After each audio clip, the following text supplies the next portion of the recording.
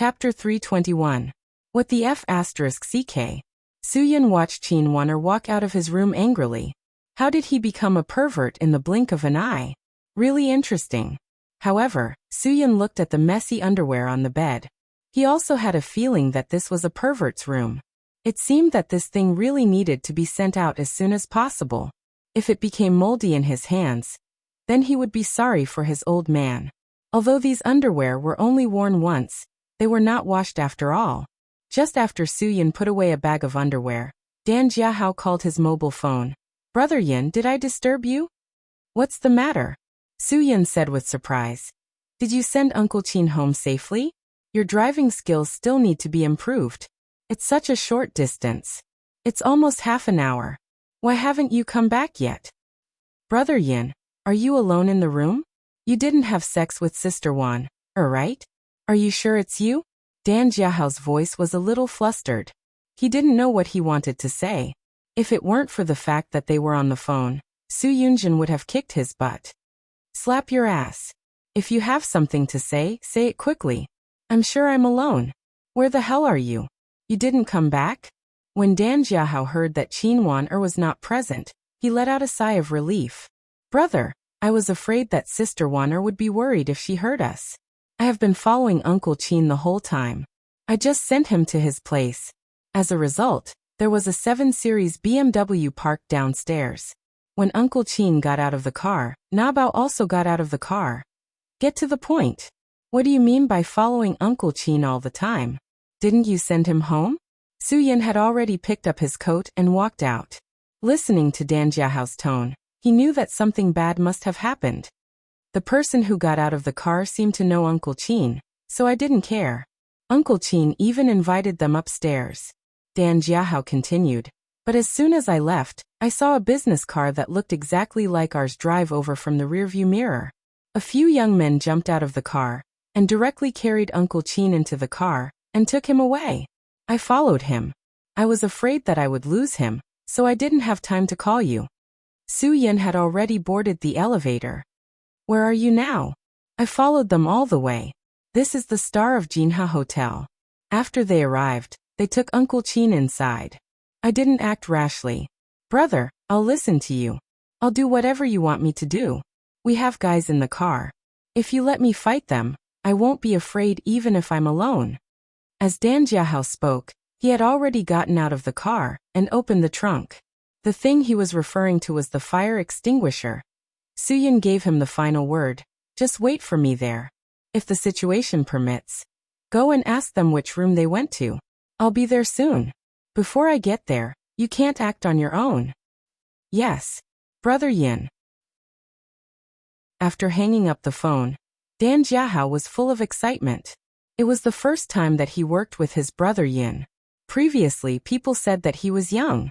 This time, he wanted to prove to his brother Yin that although he was young, he was definitely not worse than his brother Dan Hongning. Soo-Yun met Cho-Yun as soon as he walked out of the hotel lobby. Soo-Yun didn't have time to explain too clearly. He just asked Cho-Yun to look after Guogua and others in the hotel. Then he hurriedly took a taxi and left. During the whole process, Soo-Yun didn't hesitate at all. It only took him more than 5 minutes to get from the Hudong Hotel to the Star of Jinha Hotel. Seeing Soo-Yun come, Dan Jiahao quickly rushed over from the side of the car. Just by looking at Soo-Yun's eyes, he knew what Soo-Yun wanted to ask him. Business Suite 3018. Just now, when Soo-Yun asked him to ask for the room number, he immediately ran to the front desk and told the girl at the front desk that he was the driver of the group of people just now. They asked him to wait for a guest, but he forgot the room number.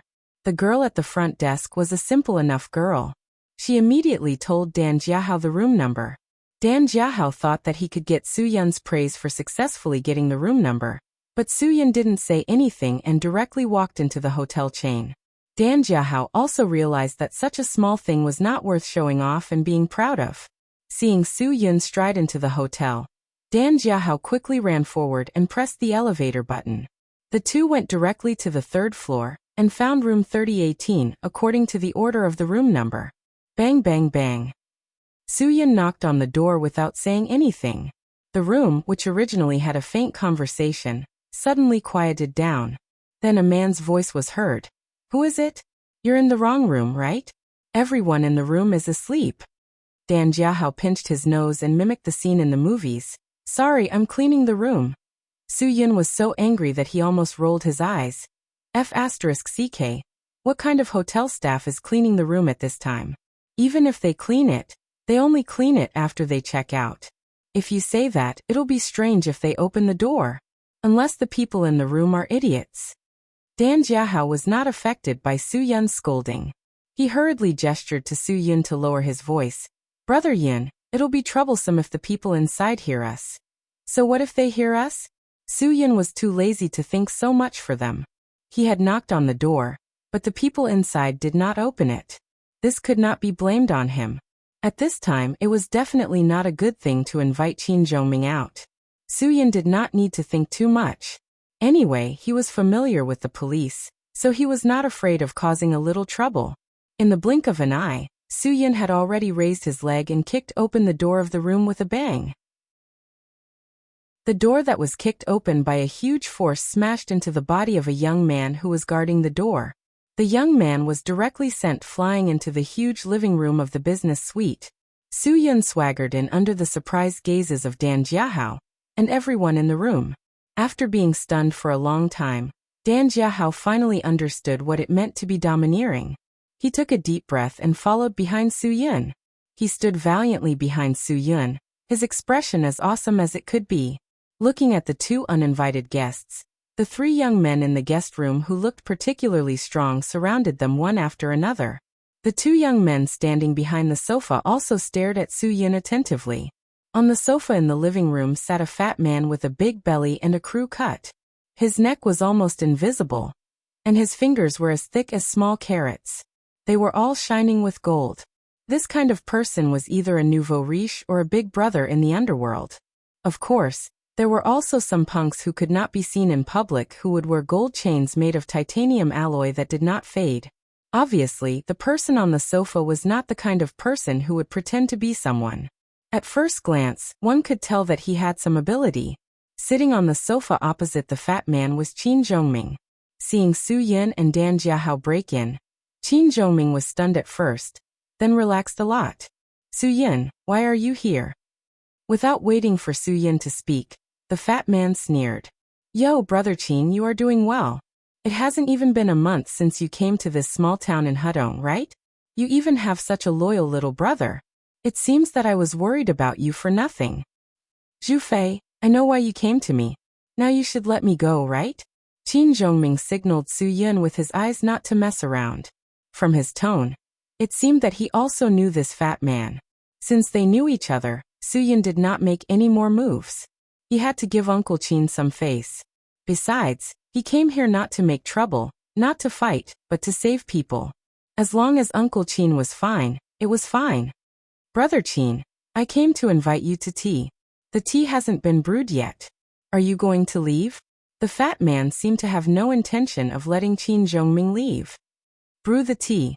After receiving the order, a young man immediately took the tea tray, and tea set on the table to brew tea. I won't drink the tea. Qin Zhongming smiled. Zhu Fei, whether you can win this project or not depends on your ability. It's useless for you to come to me. If you have enough strength and confidence, I believe you can win it. The fat man's name was Zhu Fei, the chairman of Feiyang Real Estate in Jinan City. This was his name. His name was not, but he was the helmsman of the entire underground gang in Jinan City. Brother Qin, don't you know how powerful I am? Aha. Alas, I found that I've known you for so many years in vain. When you were the secretary of Jinan City, I asked you to do something for me, but you didn't look me in the eye. I respected you because you were the secretary, so I didn't say no to you. You didn't help me with anything, so I didn't do anything wrong. The smile on Zhu Fei's face was very disdainful. Brother Qin, you were demoted from the secretary of a prefecture-level city like Jinan to the mayor of a small county-level city like Hudong. You're really regressing. Qin Zhongming's expression did not change at all, even when Zhu Fei mentioned that he had been tricked. Yes, I don't know how to be a decent person. You know that. At this time, the young man had made a pot of Tiguanyin tea and put it on the tea table in front of them. together with the tea tray, teapot and teacups. Zhu Fei suddenly patted the table. Brother Qin, it's none of my business whether you know how to be a decent person or not. You didn't give me face back then, and I gave you face because I couldn't hurt you. But now it's different. You are the mayor of Hudong, and it has nothing to do with me. Even if you are killed, the higher-ups will only send people to regulate the public security of Hudong. And it has nothing to do with Jinnan City.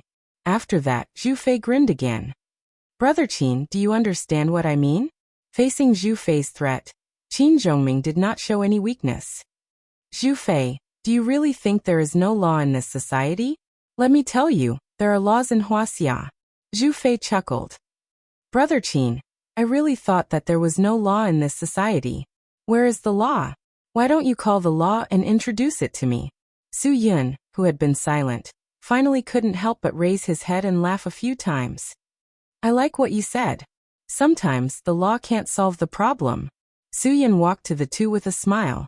Since this fat man didn't talk about the law, he must be a person of the underground world. Then, what reason did Su Yun have to be polite to him?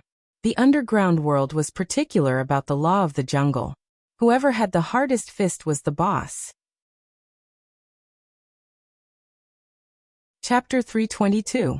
Ever since Su Yin and Dan Jiahao entered the room, the three well-built youths who surrounded them vigilantly made their move without hesitation when they heard the order of the fat man squatting on the sofa. The two people blocking in front of them made their move almost at the same time. One used a long fist, and the other used a whip kick. Their target was the same. Su Yun. It seemed that everyone could see that Su Yun had dangerous combat power. Once Su Yun was taken down, the kid next to him was nothing at all. Therefore, Dan Jiahao naturally became the target of abandonment. No one took a guy who didn't even have hair properly seriously. But none of them thought that the opponent they chose would be so strong. Su Yun didn't have any intention of dodging the attack. He suddenly grabbed the whip kick that was thrown over, and used one arm strength.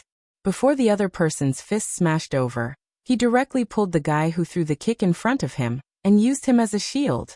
That full-strength straight punch cleanly smashed into his own person's chest. A few ribs were broken, and the person spat out a mouthful of pus and blood. The strength of this punch was obviously not something an ordinary person could do. It was at least a third-rate master. The bald fatty Zhu Fei was able to bring a few masters with him when he went out. Obviously, he wasn't an ordinary gangster. He was a master who had some success in the underground world. Since the opponent wasn't an ordinary person, and was also a master with some strength that had just entered the door, Su Yun didn't hold back. Not sure if it was because he killed to his heart's content in the Swang Lakeside Villa area. Su Yun now had a feeling that he couldn't stop facing his opponent. Su Yun quickly threw away the person he was using as a shield, and his fist was already smashing towards the other person. Along with the force of the punch, that person was forcefully smashed backwards and fell to the ground. The back of his head hit the ground, and he instantly fainted from the fall. Although one of his companions had his ribs broken and spat out blood, and the other had his head hit the ground and fainted, it did not affect the attack of the person behind him. The guy standing behind Su Yun took the opportunity to attack, directly clawing at Su Yun's back. But before Su Yun could even turn around, Dan Jiahao, who was standing beside Su Yun, had already made his move. He raised his leg and kicked away the claw that was attacking Su Yun.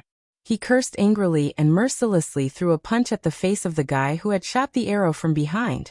Su Yun was still worried that Dan Jiahao wouldn't be a match for a third-rate expert, but he saw that Dan Jiahao had already smashed the face of the person behind him with a punch. Yo, this kid is really something. It seems like he has been training his body every day. Otherwise, he wouldn't have such explosive power. Obviously, a third-rate expert wouldn't be defeated by Dan Jiahao's fist. The person was furious, as if he had failed miserably. The veins on his arms bulged, and he was so angry that he wanted to crush his opponent to death. But before he could make a move, Su Yun's explosive kick landed heavily on his chest like an arrow. The guy who was kicked in the middle flew back a few meters, slamming into the wall before falling to the ground. He couldn't move anymore. Seeing the three people killed in an instant, The two young men standing behind Zhu Fei's sofa couldn't help but step in front of Zhu Fei to protect him. Looking at their bulging temples and focused eyes, it was clear that their strength was one level higher than the three third-rate experts who couldn't even withstand a single blow from before. Zhu Fei was also shocked. He had to admit that he never thought that a small place like Hudong City would have such a fierce expert. His 3 bodyguards had been killed in an instant, and he was still unable to accept this fact for a while. Although Dan Jiahao had the ability to resist the first and third-rate experts, Su Yin was still very clear about the difference between a second-rate and third-rate expert. In front of these 2 second-rate experts, Dan Jiahao could be described as being unable to withstand a single blow, so he had to stop him from acting irrationally again. Good job. Who taught you that? Su Yin didn't kill the 2 second-rate experts in one go, because he was afraid that Dan Jiahao would follow suit. If by any chance he was hit by a punch or a kick from an expert of that level, it wouldn't be as simple as breaking an arm or a leg. Dan Jiahao scratched his head embarrassedly. Brother Yin didn't praise him easily. He was so proud that he felt like he had eaten honey. Brother Liangshan taught me a few moves when he was free. Hee, Brother Yin, what do you think? Seeing that he was so proud, Su Yin didn't discourage him. Good, very good. Do you want to learn something better? Stand here and watch. If you want to learn from me, watch carefully. Hearing this, Dan Jiahao nodded like a woodpecker. He nodded and stepped back. Seeing that Su Yin wasn't afraid at all and looked ready to fight, Zhu Fei felt depressed. He hadn't felt this way for many years. Although there were many capable juniors in Jinnan City, he hadn't met anyone who could make him feel so depressed. Little brother, I think you're good at fighting, but I still want to warn you that you have no chance of winning if you fight with 2 of my best men at the same time. Zhu Fei said lightly. Zhu Fei said faintly. Although he was a little depressed, he would not show it because he had been through a lot. The smile on Su Yun's face was very relaxed. Really? But why do I feel like they're the ones who will die? Before Zhu Fei said anything, the 2 men were already angry. No matter what, the other party was only one person, and he wanted to fight them one-on-one. He must have eaten a bear's heart and a leopard's gall. Didn't he know how strong 2 second-rate masters were when they joined forces? Su Yin only used 1 sentence to subdue the 2 people who were burning with rage. The 2 of you are not even second-rate 5th stage. With this level of standard, are you qualified to show off in front of me? I'll only warn you once. If you don't want to die, get lost. The 2 men were completely dumbfounded. A person who could see through their ranks must be a level higher than them. Could it be that they were facing a first-rate master? How could it be? This wasn't Beijing, nor was it a big city like Xinjiang. How could there be a first-rate master? Seeing that his men were stunned, Zhu Fei certainly wouldn't admit defeat so easily. He glared at them. What's there to be afraid of when you 2 are fighting one person? I didn't raise you to be afraid. Why don't you use your brains? What kind of big shot could there be in Hudong City? If he really had the ability to deal with the 2 of you, would he need to warn you? Why didn't he warn Ai Yi and the other 2 just now? Hearing Zhu Fei's words, the 2 men also believed that Su Yin was just bluffing. What he said just now was just a conjecture. There were no first-class masters in Hudong. This person was at most at the same level as them. If it was 2 against 1, he had no chance of winning. That was why he said so much just now. If he could really beat the 2 of them, why would he need to warn them? Boss Zhu Fei was still the one who saw things clearly. Since that was the case, the 2 men no longer hesitated. Both of them wanted to show off in front of their boss. Naturally, they attacked fiercely one after another. The guy with the triangular eyes attacked Su Yun's lower body, while the guy with the mustache attacked Su Yun's upper body. The 2 men wanted to use this cooperation to disrupt Su Yun's defense plan.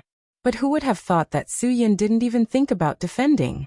If he was still a first-rate master, he wouldn't dare to be careless. He might have really defended.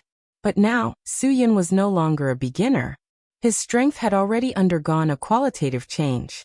How could a super master be afraid of 2 second-rate masters? Although the 2 men attacked at the same time, they still paid attention to one in front and one behind. Even if the time difference between their attacks was only 0.1 seconds, it was enough for Su Yin to make a judgment. Su Yun did not move an inch as he waited for the two men to attack him from above and below.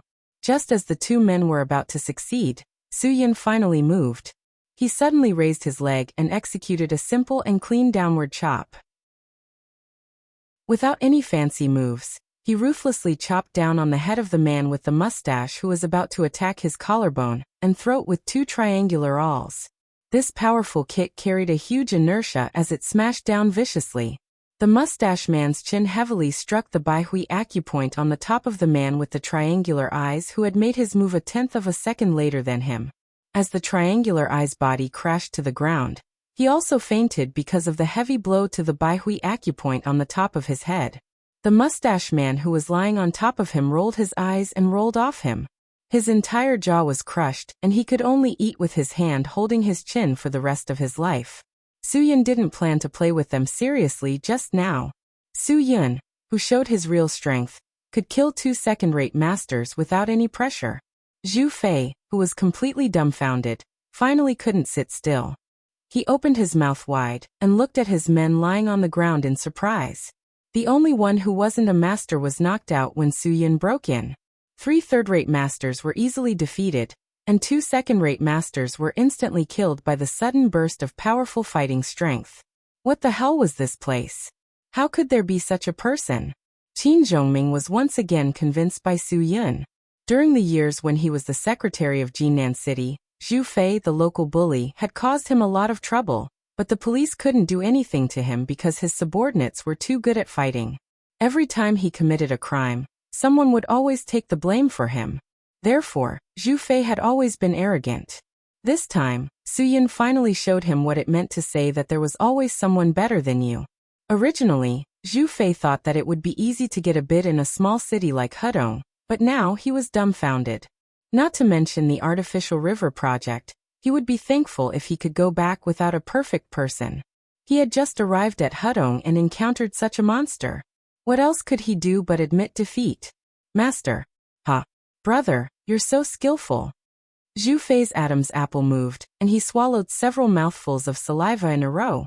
Today's misunderstanding is between us. I promise I'll leave Hudong City immediately. Let's be friends. When you come to Jinan City in the future, as long as you give me the word, I'll welcome you all the way. Su Yun waved his hand and said, Don't be so polite. I won't go to Jinan City in the future. Even if I go, I won't ask you to welcome me all the way. If you want to leave, I only have one condition. If you can do it, I'll take it as a misunderstanding and you can go wherever you want. Although Zhu Fei was gnashing his teeth with hatred, he agreed without hesitation. Brother, just tell me what you want. I'll do it right away. I won't complain. Su Yun smiled and pointed to the hot pot of Tiguanyin tea on the tea table. Drink the tea. Don't be thirsty on the way. Chapter 323. On the way back, Qin Zhongming told Su Yun about the fat man Zhu Fei's identity in Jinan City. Su Yun was quite surprised. He didn't expect to meet the leader of the underground forces in Jinan City. Dan Jiahao couldn't stop laughing all the way. When he thought of the fat man's swollen tongue after being scalded by the tea, he couldn't help but want to smash the steering wheel. It was so funny. Especially later, when Brother Yun asked him to finish the tea so that he wouldn't be hungry on the way, he ate it without hesitation. Dan Jiahao couldn't figure out how such a guy could survive until today. Uncle Qin, that fat man is so cowardly. How could he be the boss of Jinan City? Are all the men in Jinan City this good? Dan Jiahao didn't think much of the fat man Zhu Fei. Qin Zhongming didn't expect Su Yun to be so good at martial arts. He sighed with emotion. Yes, he hasn't met anyone like you in Jinan City, Su Yun. Uncle Qin, you can't find a second person like my brother Yun in Hudong City. Dan Jiahao said proudly. Oh, okay. Focus on driving. Su Yun glared at him. Qin Zhongming smiled slightly. Yes, if Zhu Fei hadn't met Su Yun, how many people in Hudong City would have been able to go against him? He now suspected that the person who attacked Lu Feng a few days ago was Zhu Fei. The more he is like this, the more we can't relax our vigilance. I asked him to drink hot tea, and he drank it. He ate tea when I asked him to. This shows that he can endure. For him to be able to reach his current position, it must have something to do with his tolerance. Soo-yun analyzed. A real man can endure what the world can't, so he can do what the world can't. Han Xian can endure the humiliation. I don't need to tell you this story, do I?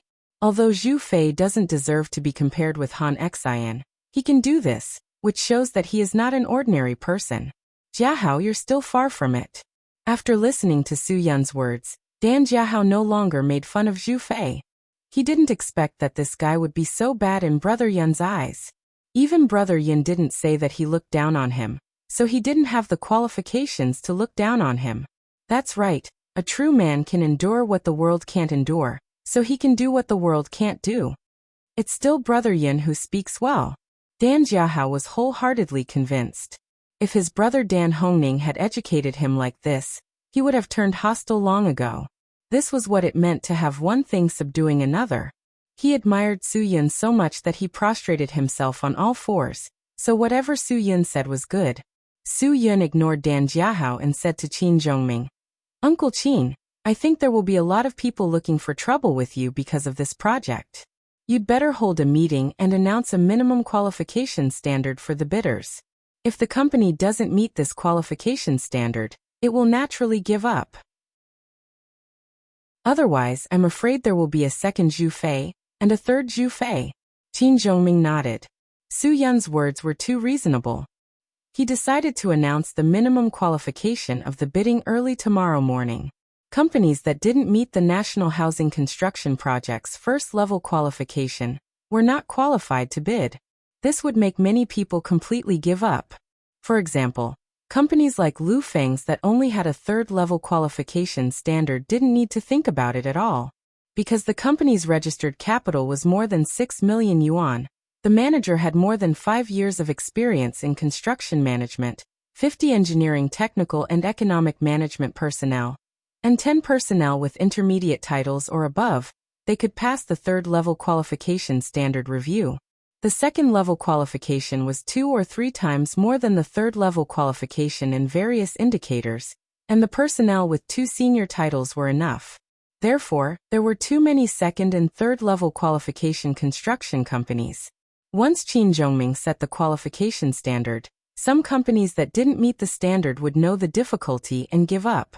That would save a lot of trouble. Why didn't he directly set the special qualification standard? That was because there were only a few large construction companies in Jiangbei province. If it didn't attract the attention of other companies, and only the people from the Tang's group came, wouldn't that mean he colluded with the Tang's group? Feng Guiqing would definitely not let go of this point.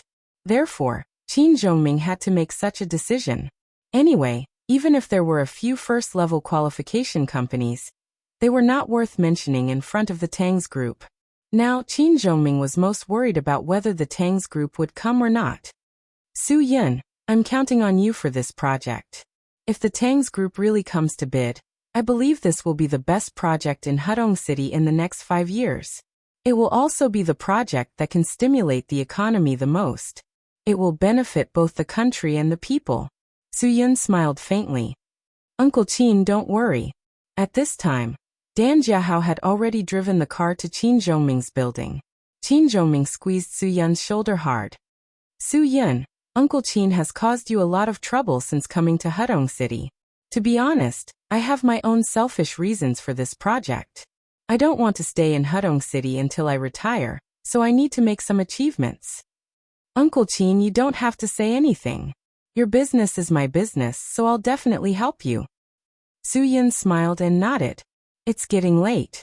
Uncle Qin, you should go back and rest. Qin Zhongming looked at Su Yun with a firm and trusting gaze, then got out of the car and left. He felt much more relieved now. The sudden reduction of pressure made him feel much more relaxed.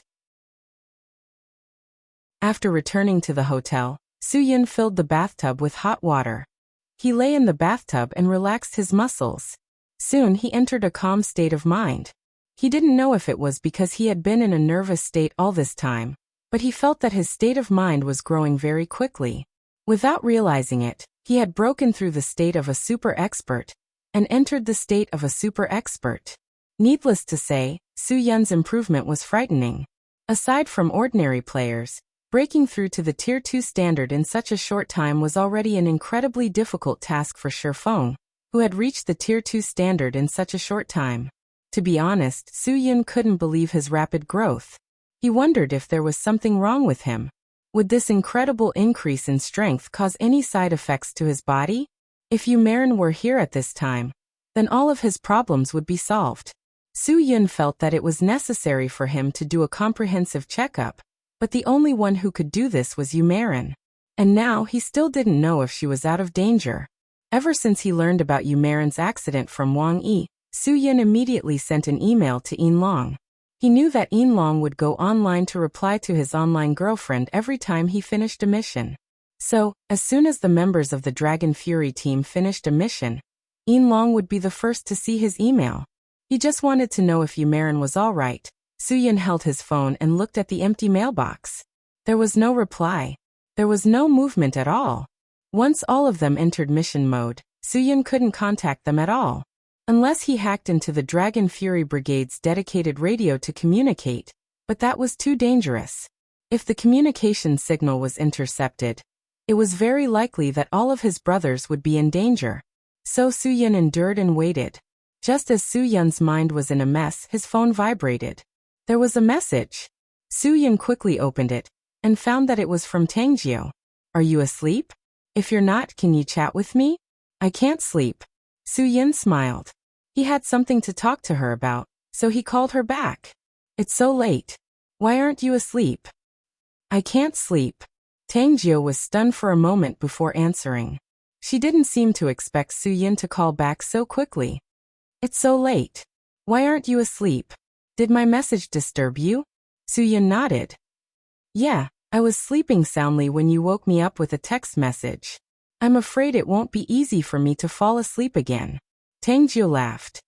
Come on. If you were asleep, how could you call me back so quickly? How could you not be angry when you were woken up in the middle of a good sleep? If I was woken up in the middle of a good sleep, I would have been angry. Are you in Hadong City? I'm not that angry. Su-Yun laughed. How did you know I was in Hadong City? If you were in Ji-Bay, you wouldn't be hanging out with that white-lipped bamboo snake from Sky Entertainment Group every day, right? That's why I thought you were back in Hadong City. It looks like I was right. Tangjio paused and then asked, How's my dad? Su-Yun's answer was straightforward. I just got back to Hadong City this morning, so I haven't been to Uncle Tang's place. I think he's doing well. I'll find some time to visit him tomorrow. Don't worry. I'll let you know if anything happens. Then I'll have to trouble you. Tangjio was obviously not in a good mood. Did you run into something you can't handle? Su-Yun smiled. If there's anything you can't handle, just tell me. Maybe I can help you. You gave my daughter such a big hotel. As long as you ask, I can't refuse you. Tangjio laughed bitterly. You might not be able to help me. It's all about some construction projects. I didn't expect the competition to be so intense. A few days ago, there was a Puyo Plaza project and I failed. Haha, after all, the Tang Group started out in construction. If I can't do something as basic as this, it'll be hard for me to convince the public. That's why I've been having a headache recently. Su-Yun had already guessed this problem. He smiled faintly. I do have such a project. Do you want to give it a try? You have a project? Tangjio rolled his eyes. Big brother, I beg of you. When I'm feeling down, can you not joke with me like this? A project in Hadong City. Su-Yun ignored Tangjio's question and continued. The government is bidding for a project. They're giving you hundreds of acres of land. Do you want to do it? A fly may be small, but it's still meat. Tangjio's eyes widened. Judging from Su-Yun's tone, he wasn't joking. A few hundred mu of land. This isn't fly meat. Right now, the most valuable thing is land. What project is it? Tell me quickly. Chapter 324. Su-Yun's message to Tangjio was simply a stroke of genius. Tangjio had been having a headache for days because of the construction bidding. After all, the Tang Group usually focused on the projects in the bigger second-tier cities or first-tier metropolises. They rarely paid attention to the projects in the third-tier cities like Hudong. It was a habit of people to think that no matter how hard they tried, they would not be able to do anything special in a small city like Hudong. But this time, the project Su Yin told Tang Jiu was different. The next morning, Tang Jiu went to the government's public bidding website as soon as he arrived at the company.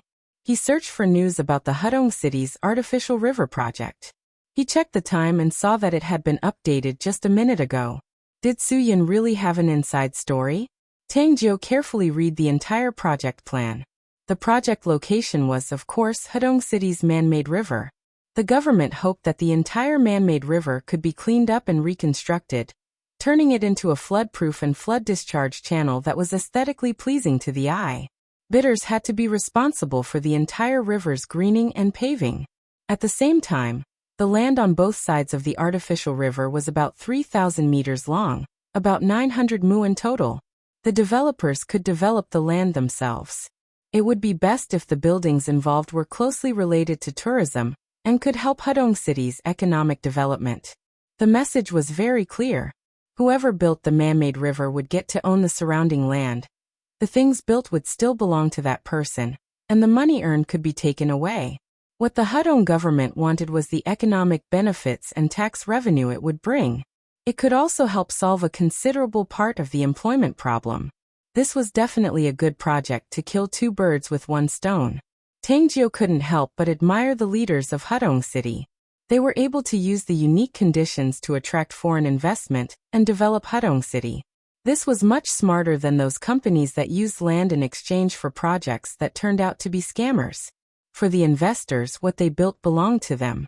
What they left behind was the real thing. Since the project was proposed by the government, they would definitely support and promote it. This way, if the two sides of the artificial river were turned into a commercial street, and the investors were invited to invest, the land on both sides of the artificial river would be more than 3,000 meters long, about 900 mu in total. Just the rent alone would make a lot of money. Although Hudong City was a small city, it was a tourist city. Although the population was small, the number of long-term tourists was high. It was one of the top cities in the country. Therefore, this was a business that was almost guaranteed to be profitable. Seeing this, Tang Jiu immediately called his secretary to arrange a meeting for all the senior management of the company to discuss the problem of this project. Tang Jiu had never been particularly interested in government projects, because most of these projects would eventually be ruined by the ignorance of the government officials. However, this project was obviously different, and Tang Jiu was very interested in it. The Tang Corporation's senior management meeting had just been held yesterday, and the main topic of discussion was to find a suitable project.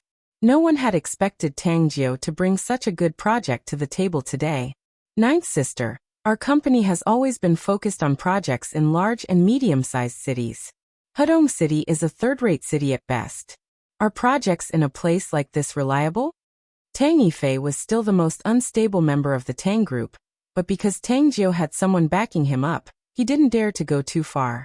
Please call me Mr. Tang in the company, Tang Jiu said to Tang Yifei rudely, then pointed to the big screen in the meeting room and said, "This tender requires that the bidder must have the qualifications of a general contractor of a construction project and above, and have the corresponding construction capabilities in terms of personnel, equipment and funds. The project manager must be a registered architect with the qualifications of a municipal engineering major and above, and he must not be the project manager of any other project under construction." Everyone in the industry knew that such requirements were very strict, which was why Tang Jiu brought it up. Do you think this is unreliable? If it's unreliable, why did they set the qualifications so high? This is obviously a piece of fat meat in Hudong City, and anyone with a discerning eye can see that. That's why the Hudong City government set the requirements so high. Mr. Tang, what do you plan to use to compete? It seemed that he wasn't the only one with doubts. Tang Xiaofeng also said, "This is indeed a piece of fat meat. I'm afraid there will be a lot of people competing for it, right?" Tang Jiu nodded. He was very satisfied with Tang Xiaofeng's questioning. First of all, I want to say that this project is something that many companies with second or third grade qualifications can't get their hands on. Most of the companies with special qualifications like us have their eyes set on the big cities. I'm afraid that not many will pay attention to this bid. So, our competitors will obviously be some companies with first-level qualifications, because they will be in all the big, medium, and small cities. Mr. Tang, you don't think that this project has anything to do with qualifications, do you? Tang Xiaofeng smiled and said, I have to say that your thinking is very naive. This project is obviously something that a second-grade company can do. The Hudong government raised the grade of this project because of a certain person. So, we don't have an advantage. How can you be so sure that we don't have an advantage? Tang Jiu said bluntly. I've already told you their requirements. The project manager must be a registered architect with the qualifications of a municipal engineering major and above, and he must not be the project manager of any other project under construction. Just this point alone is our advantage.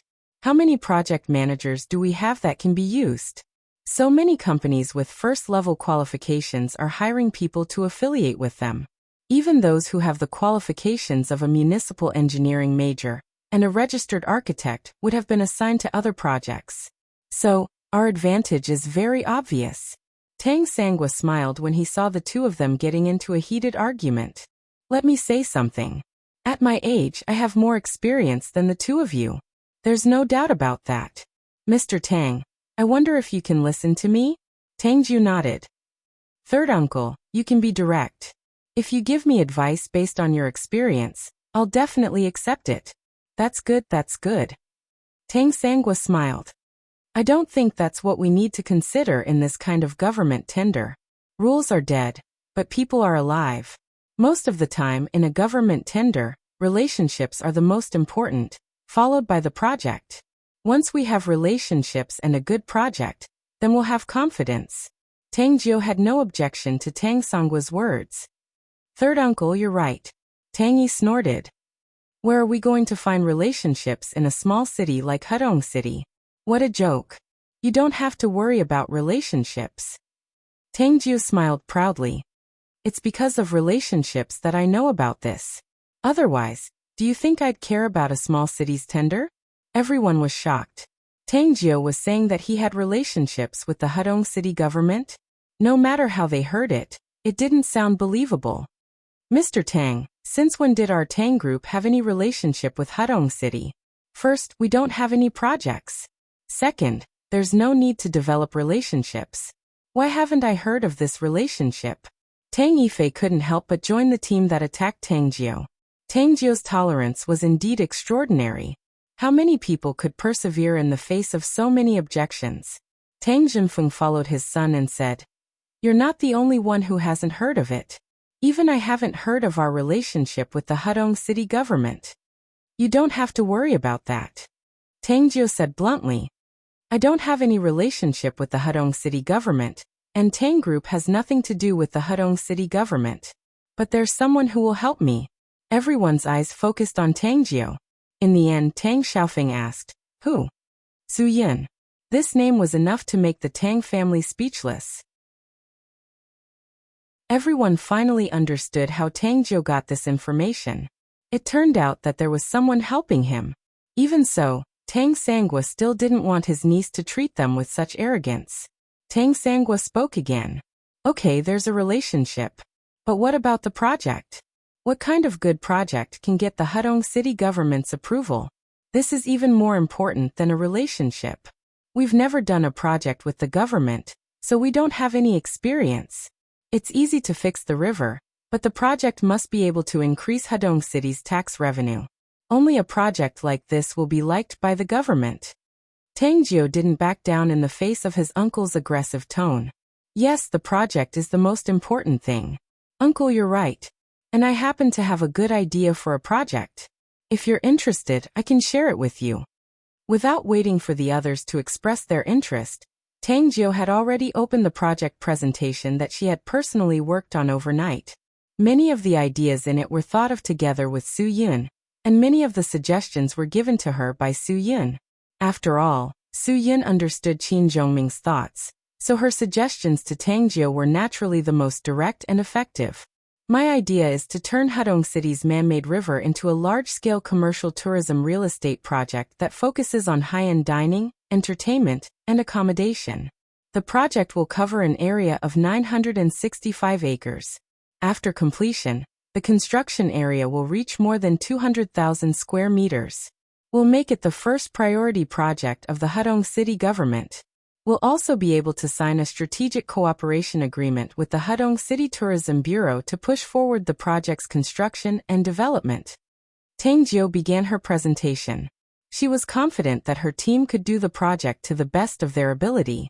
Once the project is successfully launched, we can contact all the major dining, entertainment, and accommodation brands to come and investigate. It's a win-win situation, and we can develop together.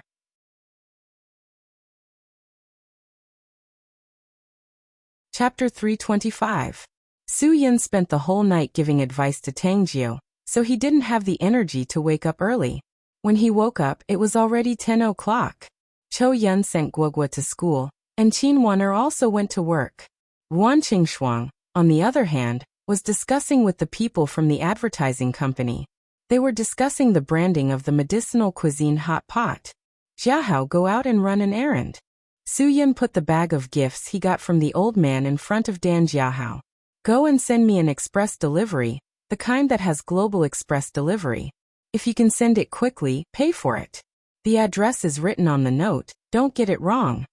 Dan Jiahao hurriedly took the thing from Su Yun's hand and looked at the address in confusion. He muttered to himself, Sarone Island in the sea west of Athens? 1288 Central Street, Seli City. Brother Yun, where is this? Su Yun smiled and didn't say anything. He turned around and walked out. He promised Tang Jiu that he would visit Tang Jingtian today. So of course he had to keep his promise. Although Tang Jingtian had Hu Lang and Black Martin to take care of him, it was clear that the two of them were indeed a little weak. Su Yun wasn't at ease. There was no shortage of taxis in front of the hotel. Su Yun waved his hand and took a taxi directly to the villa in the eastern suburbs. He hoped that Tang Jingtian would be comfortable in Hudong, so he could report to Tang Jiu. After Su Yun took a taxi to the villa in the eastern suburbs, he immediately saw Tang Jingtian's business car parked outside the courtyard. Although he had retired, Tang Jingtian was still wearing a fitted Chinese tunic suit and was trimming the plants in the courtyard. Uncle Tang. Su Yun greeted him. When Tang Jingtian saw Su Yun, he was so happy that it took him a while to come back to his senses. Su Yun hadn't come for a while. He knew that Su Yun was very busy, so he didn't expect Su Yun to visit him from time to time. Ha ha ha, Su Yun. How did you know that I missed you these 2 days? Tang Jingtian put down the things in his hands and went to greet him with a smile. We haven't seen each other for a long time. Let's make a deal first.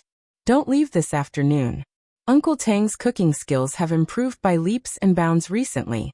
How about I make braised fish for you? Stay and have a drink with Uncle Tang. Hearing the noise, Sable and Jackal came out of their rooms. They didn't look like underworld experts at all. One was wearing an apron, while the other was wearing sleeves. Monday was the day of cleaning, so both of them were working in their rooms. Brother Yin, you're here. Sable and Jackal greeted him with a smile. Su Yun also grinned as a response. He then said to Tang Jingtian, Uncle Tang, you have 2 people beside you. How can you not have anyone to drink with you? Tang Jingtian waved his hand in disdain. With their alcohol tolerance, even if they add 2 more, they still can't beat me. It's boring. Sable and Jackal's faces turned red. They were subordinates. How could they drink with their boss until they were drunk? If they did, there would be no rules to speak of. Seeing that Su Yun didn't agree, Tang Jingtian said again, I'm not treating you to drinks for free. I have something to discuss with you. All right, since Uncle Tang wants me to stay, I'll gladly oblige. Su Yun smiled. Before we eat, do I have to participate in the labor as well? Jackal hurriedly waved his hand and said, No, no, no. Sable and I will finish the work immediately. The boss has been waiting for you. Brother Yin, you can't leave today. You have to stay here and have a good chat with the boss. Su Yun shrugged. Okay. Seeing that Sable and Jackal were busy, Tang Jingtian brought Su Yun to sit down on a rattan chair in the yard. There was tea ready. Uncle Tang, what do you want to discuss with me? Su Yin asked directly. Tang Zhengtian chuckled and gestured for Su Yin to drink the tea.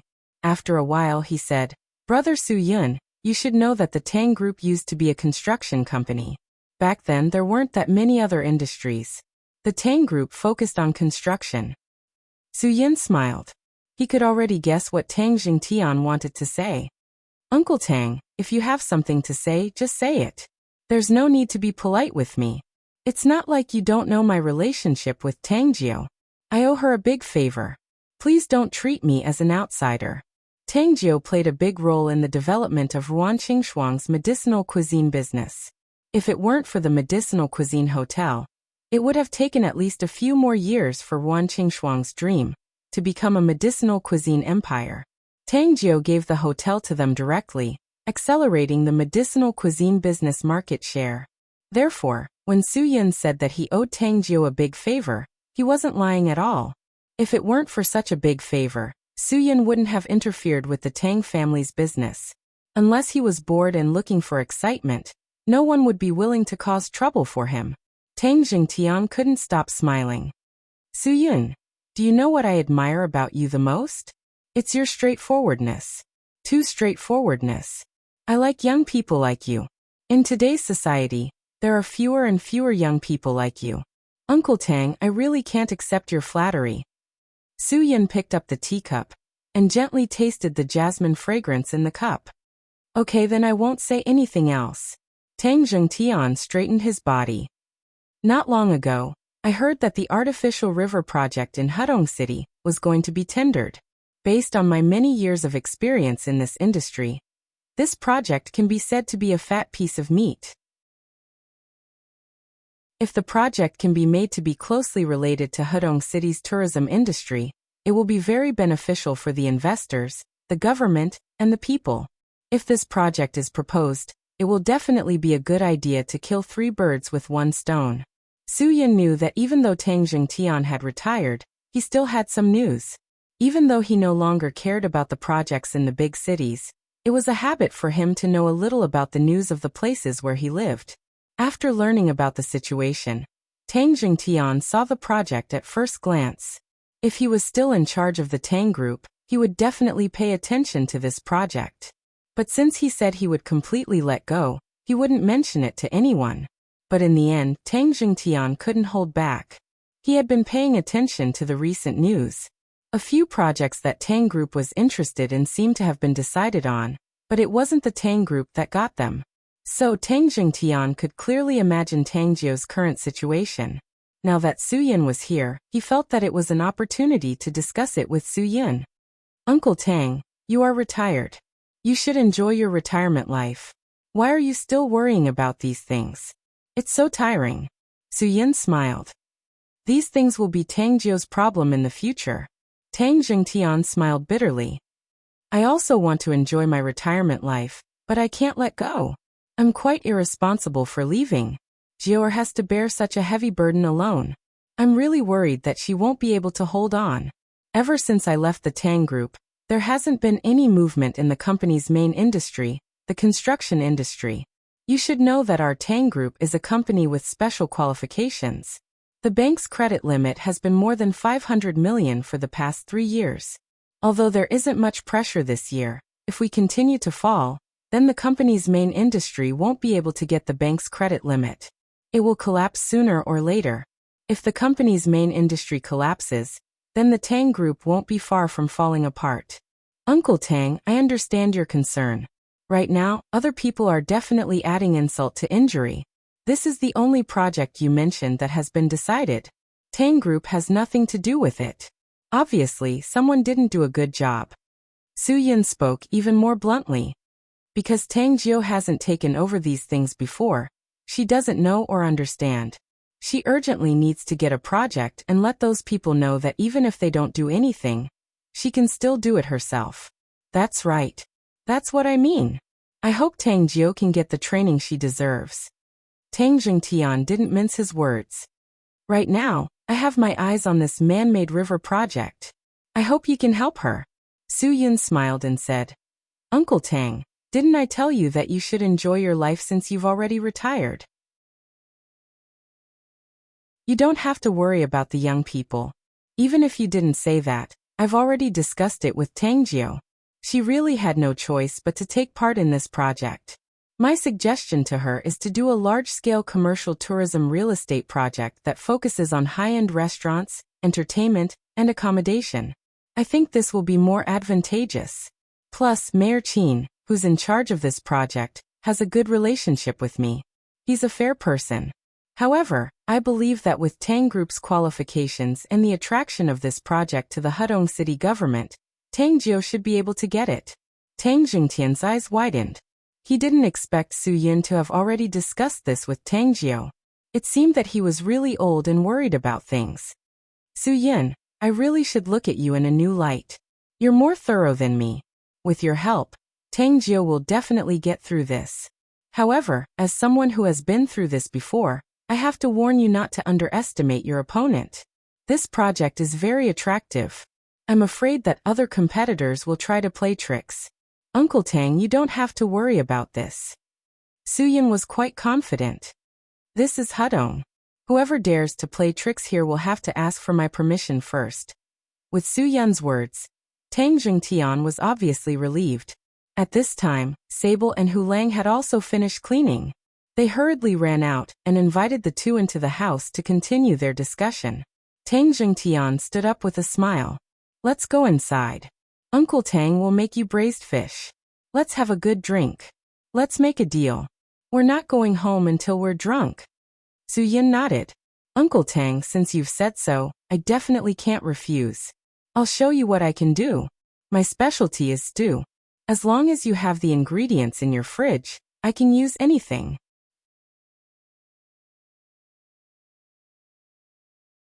Chapter 326. After the bidding for the artificial river project in Hudong City was confirmed, it caused quite a stir. Su Yin had lunch at Tang Jingtian's house. When he returned to the hotel, Lu Feng, Dan Hongning, and Kong Zhong, who had just been discharged from the hospital, were all waiting for him. Everyone knew Su Yin's style of doing things. Whenever he went out alone, it must be something important. Therefore, although the three of them were very anxious, they followed Ruan Qingshuang's instructions and didn't call Su Yin to ask when he would be back. Instead, they waited patiently for him in the hotel. When he finally saw Su Yin, Lu Feng was the first one who couldn't sit still. He had been with Su Yin for a long time, so he knew that Su Yin didn't like to beat around the bush. He said bluntly, Brother Yin, what do you think Mayor Qin is doing? I'm speechless. Is it necessary for him to be so ruthless in order to maintain our relationship? Kong Zhong was injured, so he didn't have much of a reaction. However, it was obvious from his expression that he was quite disappointed. Dan Hongning was afraid that Su Yin didn't understand Lu Feng's words, so he explained, Brother Yin, Feng means that the city has set the latest bidding rules. They say that only construction companies with first-class qualifications or above can participate in the bidding for the artificial river project. Isn't Mayor Qin in charge of this? He must be the one who said it. It's too high. We don't even have the qualifications to participate in the bidding. Brother Yin, don't blame them for being unhappy. For this project, we have worked hard and suffered a lot. We even lost 2 of our brothers. Kong Zhong said, therefore we really want to get this project and do a good job. If Mayor Qin is only targeting us, we don't care. However, he knows that we are all on your side, Brother Yin. He is not giving you face. Brother Yin, to put it bluntly, Mayor Qin came to Hudong City. If it weren't for Brother Yin and Chang helping him with the demolition issue, who knows what he would be doing now? How could he have the opportunity to be in charge of such a lucrative job? Even if he is doing this to return Brother Yin a favor, he should. What's the saying again? Even if you don't give the monk face, you still have to give the Buddha face, right? The 3 of them spoke one after another, but what they wanted to express was very clear. Su Yin knew the main meaning of these 3 guys. In fact, they were not angry that Lu Feng's company, which only had a 3rd-grade qualification, had completely lost the artificial river project, but they were angry that Mayor Qin did not give Su Yin any face. Su Yin smiled faintly, his expression calm and composed. That's all? Seeing Su Yin's nonchalant expression, the 3 tigers of Southern City were unhappy. Big Brother Yin, what do you mean by this trivial matter? This isn't a matter of whether or not, it's a matter of face. We gave Mayor Qin face because of Officer Qin, but in this matter he didn't give you face, Brother Yin. Is this a small matter? Seeing how the three of them were so protective of her, Su Yin was very touched. But then again, these three brats really didn't use their brains. Did they think that Mayor Qin was that kind of person? He had been in the government for so many years. How could he not know this?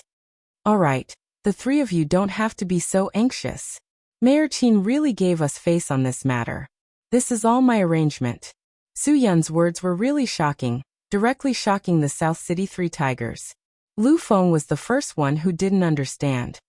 Brother Yin, if Mayor Qin gave you face, then you can tell him to invite us directly. Although this task is a bit big for me, it's not like we don't have friends. We can ask them for help. After all, we have so many brothers. You can do this work? After it's completed, it will be more than 200,000 square meters. Do you have the ability? Su Yin made it clear. Lu Feng's Adam's apple trembled. We can get a loan. If the bank loan isn't enough, we also have friends who can finance and invest. I don't believe that we can't get some money. Okay, funds are not a problem. What are you going to build? Su Yin hit the nail on the head. Lu Feng was stunned for a long time. Then he looked back at Kong Zhong. You said 200,000 square meters. What can we build? Kong Zhong also shook his head. Wasn't asking him for nothing? He didn't know what to build. He didn't have any experience in the construction industry. It was because Brother Yun put them together that he and Lu Feng learned some superficial knowledge of construction. Dan Hongning didn't wait for Lu Feng to look at him and directly stopped him. Don't ask me. We didn't study planning or design. After a round of choking, Lu Feng was speechless. Big Brother Yin, it doesn't matter what we build. As long as we fix the river, the surrounding land will be ours. At most, we'll sell the land. If it doesn't work, we can build 2 rows of villas with water views. We can sell them at a high price. Do you think Secretary Qin will give you this project with your little skills? What he wants is the effect of killing many birds with one stone. First of all, the artificial river needs to be refurbished. This is only one of the reasons. The development of the riverbank must meet the standards of Hudong, a tourist city. Only then can it drive the economic and employment pressure. There are many things that you haven't considered. Do you think you can win this project with just your ability? Su Yin patted Lu Feng's shoulder. Brother, don't dream. This job is not something you can carry. But don't worry, I promise you will get a share because this project is already in the bag of Tang Group.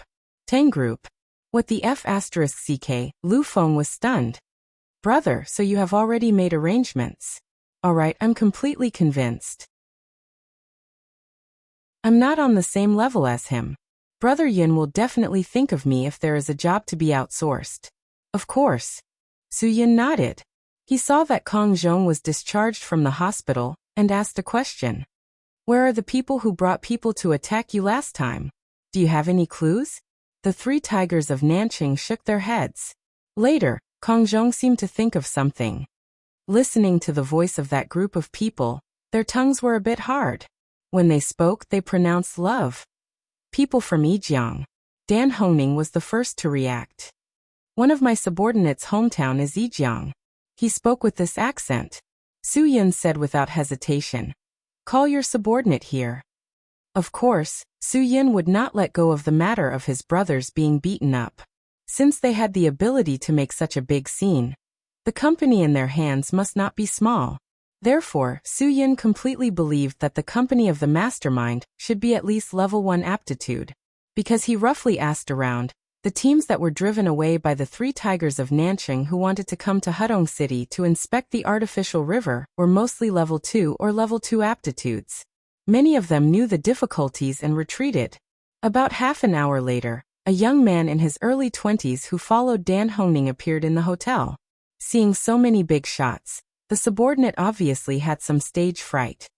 Ma Peng, this is Brother Yin. Dan Hongning pulled his subordinate in front of everyone and pointed at Su Yun. Ma Peng was very clever. He stuck out his big tongue and shouted, Brother Yin. You should call him Grandpa Su. Lu Feng corrected. He already calls us Brother Yin. Is Brother Yun on the same level as us? Xiaodan, there's something wrong with the way you educate your subordinate. Grandpa Su. Ma Ping hurriedly corrected. Su Yin waved his hand. What grandpa? Don't listen to their nonsense. Ma Peng, I'll write a few words for you. Read it for me. As he spoke, Su Yin wrote down a string of numbers and handed it to Ma Peng. Ma Peng was stunned for a moment, then said seriously, 1 loves 3, 3 loves 1. The goose has a fun, this year is in the 2nd grade. After Ma Peng finished reading it seriously, Su Yin handed the piece of paper with the words, 1 2 3 3 2 1. I have a son who is in 2nd grade this year to Kong Zhong. Kong Zhong looked at the piece of paper and asked Ma Peng to repeat what he had just said. Then he came to a realization and slapped his thigh. What's wrong? Why are you so surprised? Lu Feng glared. That's right. The people who attacked us that night were from Yijiang. There's no mistake about the accent. Kong Zhong said seriously, I'm sure that the other party is the person we stopped from Yijiang to inspect this place. It's definitely that brilliant construction group's doing. Su Yin immediately took out his phone to check Yijiang City's brilliant construction group. It was indeed a company with first-class construction qualifications. The boss was a person called Fan Tianlong. Su Yin then went to Yijiang City's Tieba to search for posts about brilliant construction group. It seemed that everyone was angry with Fan Tianlong, but did not dare to say anything. Ma Peng, your hometown is Yijiang. Do you know Fan Tianlong? Su Yin asked. Ma Peng nodded. I know. He's a local tyrant, Su Yin smiled. It should be him. Hearing Brother Yun's confirmation, Lu Feng clenched his fist. F***ck. How dare he act so atrociously on our heads? I'll take my brothers to Yijiang tonight and kill that Fan bastard. Wouldn't that be letting him off too easily? Su Yin smiled. Since this person is so ruthless to you, he definitely won't let go of the artificial river project. Let's wait for him to come to Hudong before we teach him a good lesson. Brother Yin is right. We have to let him know what it means to not take the road to heaven, but to enter the door to hell. Dan Hongning was also ruthless. The 2 people who died in the accident were his little brothers, which made him very unhappy. A few people were filled with righteous indignation, thinking about how to ruthlessly play with Fan Tianlong. Chou Yin and Guogua, who had just returned from school, interrupted everyone's conversation. Guogua put her hands behind her back and asked like a little adult, What are you guys talking about? Are you guys learning how to pick up girls from my dad? Everyone was speechless and looked down at this little ancestor. Su Yun's face was black. Guogua, why are you adding to the mess? Is your butt itching? Tisk, it's not. Guogua snorted. It's our Miss Su who misses you. Today she asked me and Chou Yun about you. She asked why she hasn't seen you for a long time. She asked what happened to you and if something happened. I invited Miss Su to come, but she didn't come. I think Miss Su is crazy.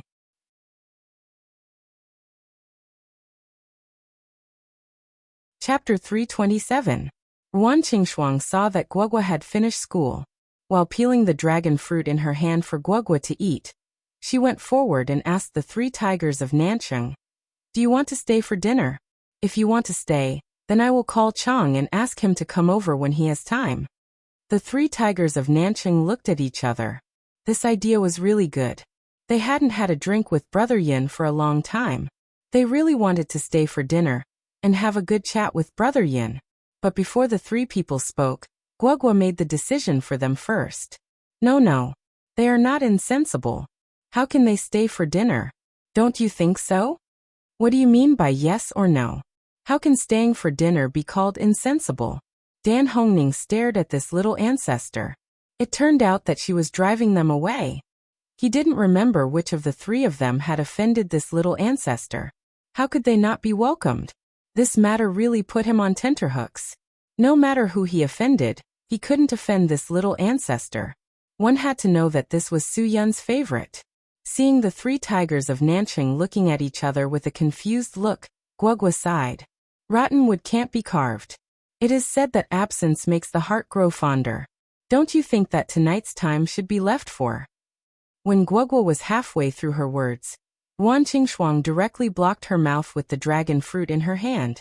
At this time, the three tigers of Nanching suddenly realized. Kong Zhong hurriedly nodded and said, "Right, we have urgent things to do tonight. Brother Yin, we will leave first. If there is anything, feel free to call us." Lu Feng really wanted to slap himself. He didn't use his pig brain to think. Brother Yin hadn't come back for so many days. It was hard to have some private space with Sister Shuang. Wouldn't they be messing it up here? When it came to fighting, he could still give it his all.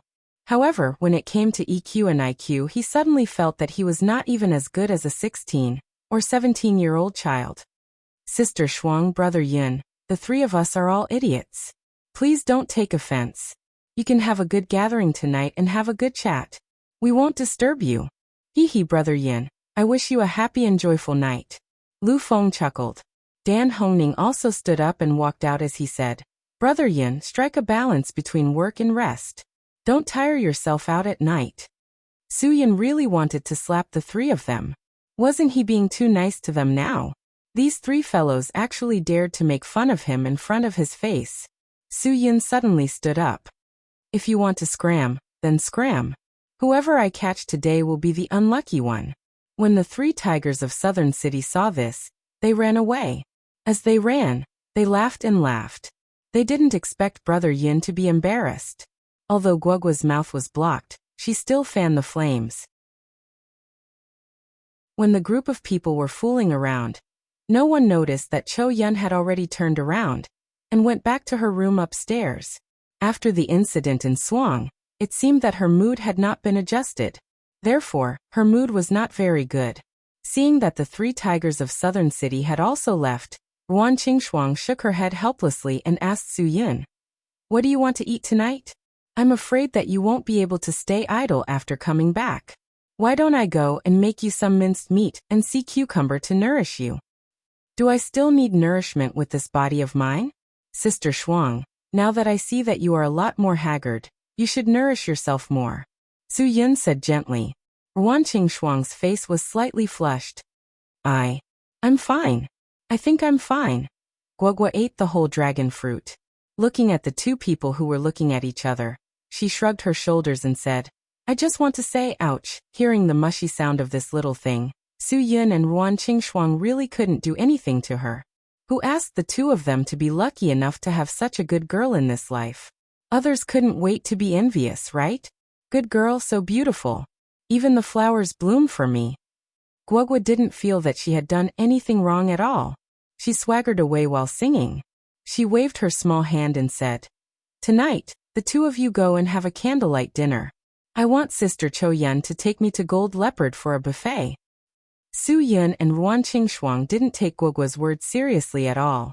However, Cho Yun, who had gone upstairs to change her clothes and tie up her hair, came downstairs at the right time. She pulled Guogua's hand and said, "You've asked for leave, right? Let's go." "Yes, I've asked for leave." Guogua nodded seriously. "Wait a minute, no, can we make things clear?" Su Yun didn't understand for a long time. "Guogua, what you said just now was a notice, not a leave. Why can't we go to the buffet? Can't you be more generous and treat the two of us?" Guogua's head shook like a rattledrum. She took out 2 buffet coupons from her pocket and said, "Because Miss Su gave me 2 coupons. Hee hee, so Sister Cho Yun and I discussed on the way back. The two of us will go and eat." Su Yun was speechless. If he knew this girl had this idea, he would have asked the 3 tigers of Nanching to stay and drink together. At this moment, Guogua stepped forward and pulled Su Yun. She whispered, "Dad, it's a good opportunity." This child was really sensible. Su Yun also felt that he really needed a chance to be alone with Ruan Qingshuang. It seemed that since they moved from the door house opposite Iha Square Park to this hotel, there was a layer of invisible, but palpable, barrier between him and Ruan Qingshuang. This couldn't be explained in a sentence or two. In addition, Su Yun had been busy with various things during this time, and Ruan Qingshuang had been afraid to disturb him. The various barriers between the two were obviously increasing. Guogua was really a good daughter. At this time, she could still be so considerate for her father. "Dad, do you remember the 100 yuan I asked you for?" Guogua blinked and said proudly, "I said that I would help you court your mother. and I will definitely help you court your mother. Recently, you have neglected your mother's feelings too much. Although Guoguo's voice was not loud, it was enough for several adults to hear. Except for Ruan Qingxuang, who ran away with a red face, Su Yin was stunned by her. Bye-bye, see you later. Guoguo stretched out her small fat hand and waved. Go out and turn right. Less than 200 meters away, there is a Western restaurant. I passed by after school, so I ordered a candlelight dinner for you. Hee. When you go, just say that you are the boss of the Medicinal Cuisine Hotel. The dishes have been ordered and the money has been paid. You can't not go. After that, Guoguo pulled Chou Yun and hurriedly left. Things like eating buffets had to be early. If they were late, there would be less choices for seafood. LV Winnie, who was standing not too far away, had heard all these words. It seemed that there was no need to worry about Su Yin and Sister Shuang's dinner tonight. Everyone had gone out to improve their lives. It seemed that a lot of people had come here to eat to improve their lives. People were like this. No matter what good things they ate, they would get tired of it. When she heard that Guoguo had paid the money, Ruan Qingxuang's character of not being extravagant and wasteful was reflected. She looked at Su Yin, and her eyes were testing whether Su Yin wanted to eat the candlelight dinner that Guoguo had ordered for them. Sister Shuang, you decide. I don't care what I do. Su Yin smiled. For some reason, Ruan Qingxuang was a little angry at Su Yin's words. Couldn't he take the initiative and say that he wanted to go with her?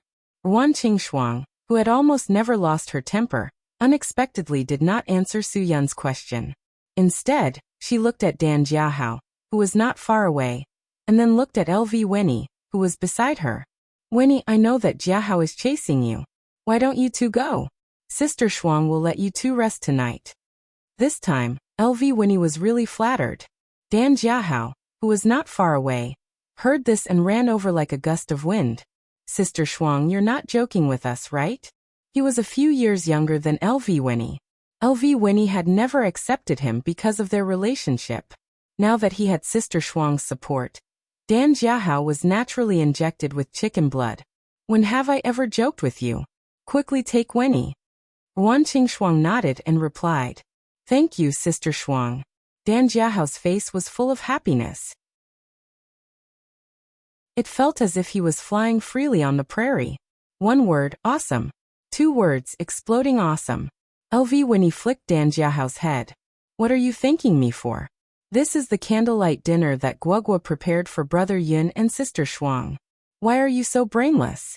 Can't you see that Sister Shuang and Brother Yun are fighting? You still want to thank me? Thank your head. Go away. Go do whatever you need to do. LV Winnie, who was a few years older, was naturally more attentive than Dan Jiahao when it came to these things. Dan Jiahao, to put it bluntly, was just a little brat who had just turned 18. How would he know what a woman's heart was like? LV Winnie had always thought that no one knew that Dan Jiahao was chasing after her. She did not expect Sister Shuang to know. Moreover, Dan Jiahao was so excited just now that it made her feel quite embarrassed. She hit him a little harder, and Dan Jiahao covered his head and ran away. Brother Yin, a man is a man after all. Sometimes, you have to take responsibility as a man. When LV Winnie first arrived at the Medicinal Cuisine restaurant, she was still a little girl who did not dare to speak loudly. Now that she had moved to the Medicinal Cuisine restaurant, she met more people and came into contact with more things. She also grew up a lot. When she talked to Su Yun, she was not so submissive. When you were not around, Sister Shuang missed you the most every day. Now that you are back, you should spend more time with Sister Shuang. No one knows if something will happen to you again. You have been away for 10 days to half a month. What do you think? Su Yun slapped himself on the forehead. This matter was really his fault. After being scolded by LV Winnie, Su Yun admitted his mistake quite sincerely. If he told Lu Feng that his cousin dared to scold Brother Yun, he would not believe it even if he was beaten to death. A man should act like a man. Su Yun did not hesitate. He walked to Ruan Qingxuang and put his arm around Ruan Qingxuang's shoulder casually. Sister Shuang, don't lower yourself to my level. Hee, let's go. Guoguo has good intentions. We can't let her down, right?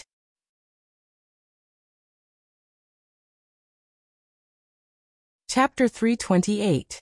The Western restaurant next to the Medicinal Cuisine Hotel was really not low class.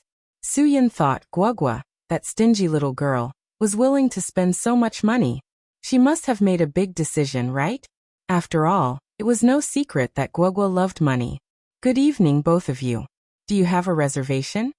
When the waitress opened the door for them, she asked politely in a professional manner.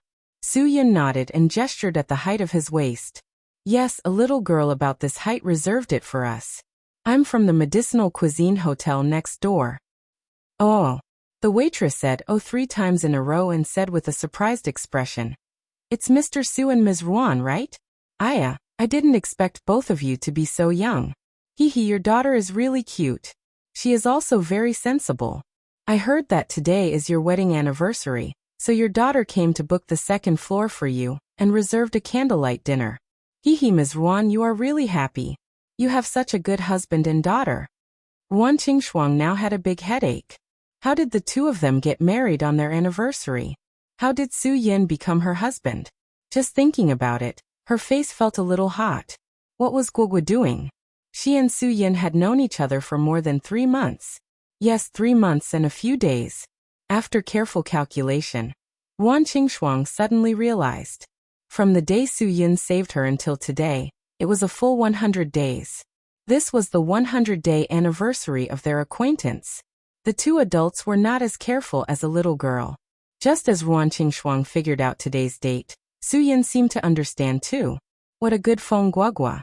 No wonder she asked for 100 yuan at that time. She said that she wanted to help him get his mother's favor. In fact, she was hinting that she would help him on the 100th day. As the waitress led the two of them upstairs, she smiled and said, You two are so young, and your children are already so big. Which anniversary is it? This is. Ruan Qingshuang really couldn't describe it. The 100th day of Memorial Day? Then how could they explain having such a big child? He was having a headache. Su Yin coughed lightly and tried to change the topic. Well, the two of us were betrothed before we were born, so it should be considered our silver wedding anniversary, right? Ha ha ha. Wow, 25 years of marriage is considered a silver wedding. I didn't expect the two of you to still be so loving even though you were betrothed before you were born. I'm so envious. The waitress was really envious. Why hadn't she been betrothed to such a gentle, rich, and handsome man who loved her? Obviously, Su Yin, who was the owner of the Medicinal Cuisine Hotel, was definitely tall, rich, and handsome in the eyes of ordinary people. The three of them went to the 2nd floor. Guogua really did reserve the entire floor. There was only a long table under the crystal lamp in the center of the hall. The atmosphere was so romantic that Ruan Qingshuang couldn't believe her eyes. Su Yin saw that Ruan Qingshuang's face actually revealed a little girl's expectation. He turned to the waitress and said, I'm sorry, please give us some privacy. You can serve the dishes. Also, we don't need anyone to serve us, and we don't need any pianos or violins to play, so I hope no one will disturb us. The waitress understood Su Yin's meaning. She immediately stopped talking and quickly left the 2nd floor. Seeing that there was finally no one, Ruan Qingshuang dared to speak. Her tone didn't have any hint of blame. Guogua, this brat, why did she make such a big scene? How much money did she waste? Su Yin shook his head. I'm not generous enough to reserve the entire restaurant for dinner, so I really don't know. My life is worth it to have such a daughter who is willing to spend money on me. This meal was not like the small Western restaurant where 2 steaks and a portion of spaghetti were enough to fill one's stomach. Serious French cuisine was very particular about the dishes and wine. The appetizers were pre-meal bread and French-baked snails, followed by Cotillard white wine, black fungus cream soup, and assorted salad.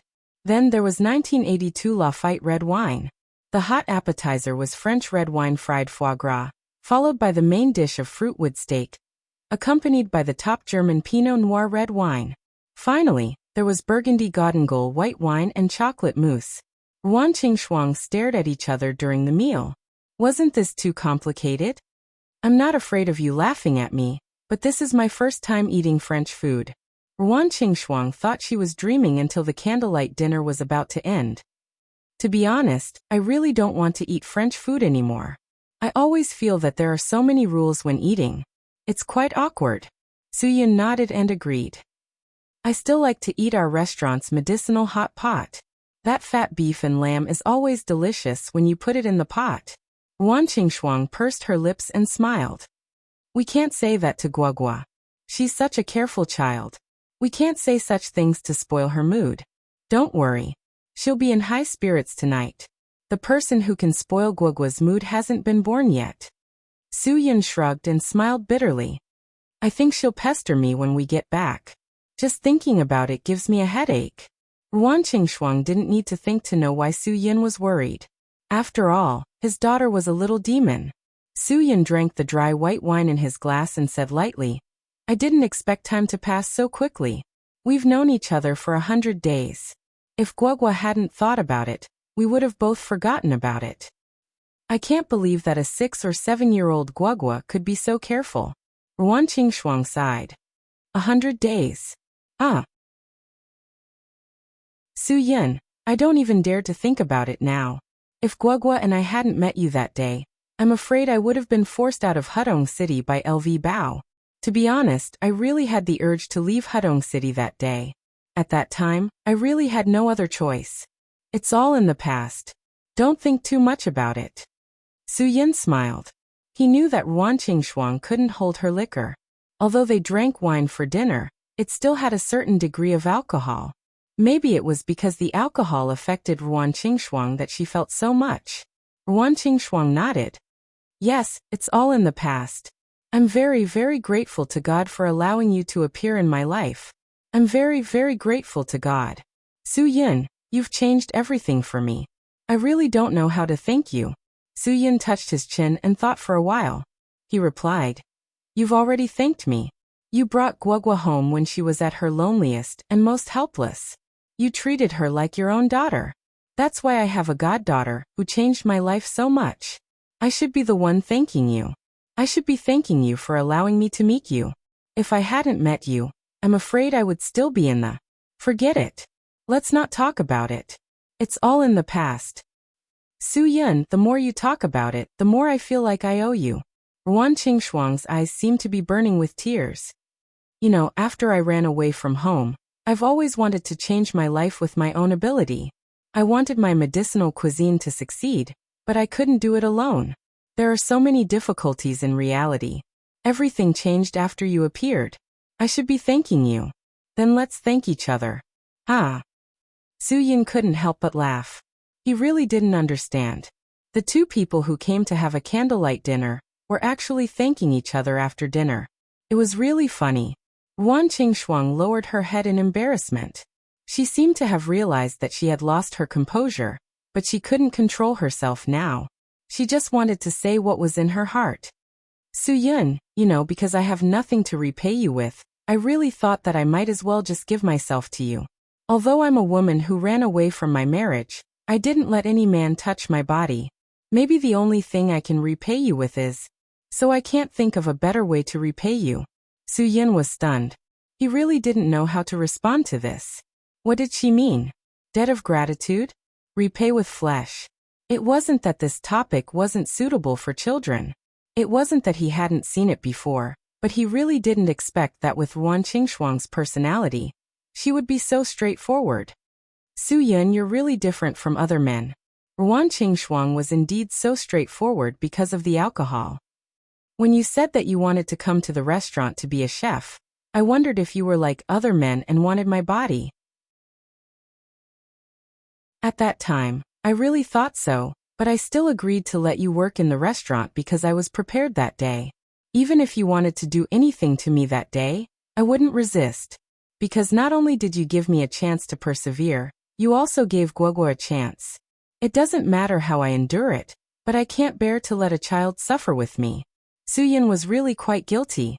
He was also a serious and hot-blooded young man.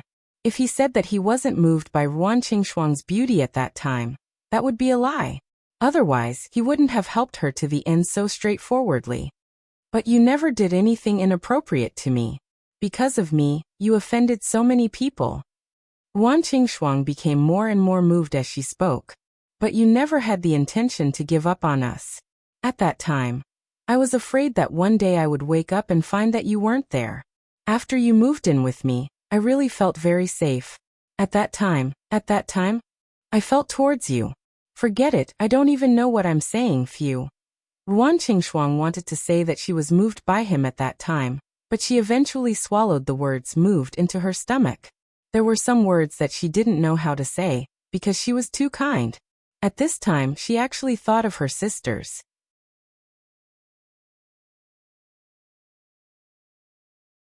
Chapter 329. Qin Waner might be the most depressed person today. Every Monday in the past, she would work overtime. If she was not attending a meeting, she would be attending a meeting with others. Anyway, she did not come back on time, so everyone was used to not waiting for her to have dinner on Monday. However, Qin Waner unexpectedly came back from work on time today. Even Dan Jiahao and LV Winnie did not expect her to come back at this time. They all had their work meals with the staff, so the only one who did not have dinner was probably her. Sister Waner, what's wrong with you? Dan Jiahao said angrily. Why did you come back so early today? Qin Waner rolled her eyes at him. Why? Are you sad that I don't work overtime? Can't I go to work on time? Let me tell you, I am normal now. It was abnormal when I came back late before. Dan Jiahao's face darkened. You are abnormal far more than normal. Yes. Where is Guagua? Where is Sister Shuang? Qin Waner was stunned. She felt that the atmosphere was a bit strange. Where is Su Yin? Dan Jiahao did not know how to answer. He hurriedly pulled LV Winnie over. Sister Waner, you ask her. She knows. LV Winnie really wanted to slap him. How could a man like him not have any sense of responsibility? He actually pushed everything to her. This was too much. Sister Waner, that everyone seems to have something to do. Qin Waner opened her eyes wide. What can happen to them? They all went out for dinner? It's like this. It seems that Guogua's class teacher gave Guogua a buffet voucher. Then Sister Cho Yun took Guogua to the buffet. That place is quite expensive. It would be a waste not to go. LV Winnie explained. Then Brother Yin and Sister Shuang went to the Western restaurant next door. I heard that Guogua ordered a candlelight dinner for them. Dan Jiahao secretly touched LV Winnie with his foot behind her. Damn, why did you say it so clearly? A candlelight dinner? Wasn't that just provoking Qin Waner? After saying that, LV Winnie seemed to realize that her words were a bit too clear. She hurriedly explained, Western food. Haha, it's French food or something. Sister Waner, don't think too much about it. Qin Waner clicked her tongue and said, What can I think? It must be a candlelight dinner. If it was a gathering, even if Su Yun, that heartless guy, forgot about me, Sister Frost would not forget about me. Obviously, it was just the two of them. Dan Jiahao and LV Winnie didn't say anything. Seeing that Qin Waner wasn't disappointed, they relaxed a lot. Have you two eaten? Qin Waner asked casually. The two of them nodded in unison. We just had our work meal.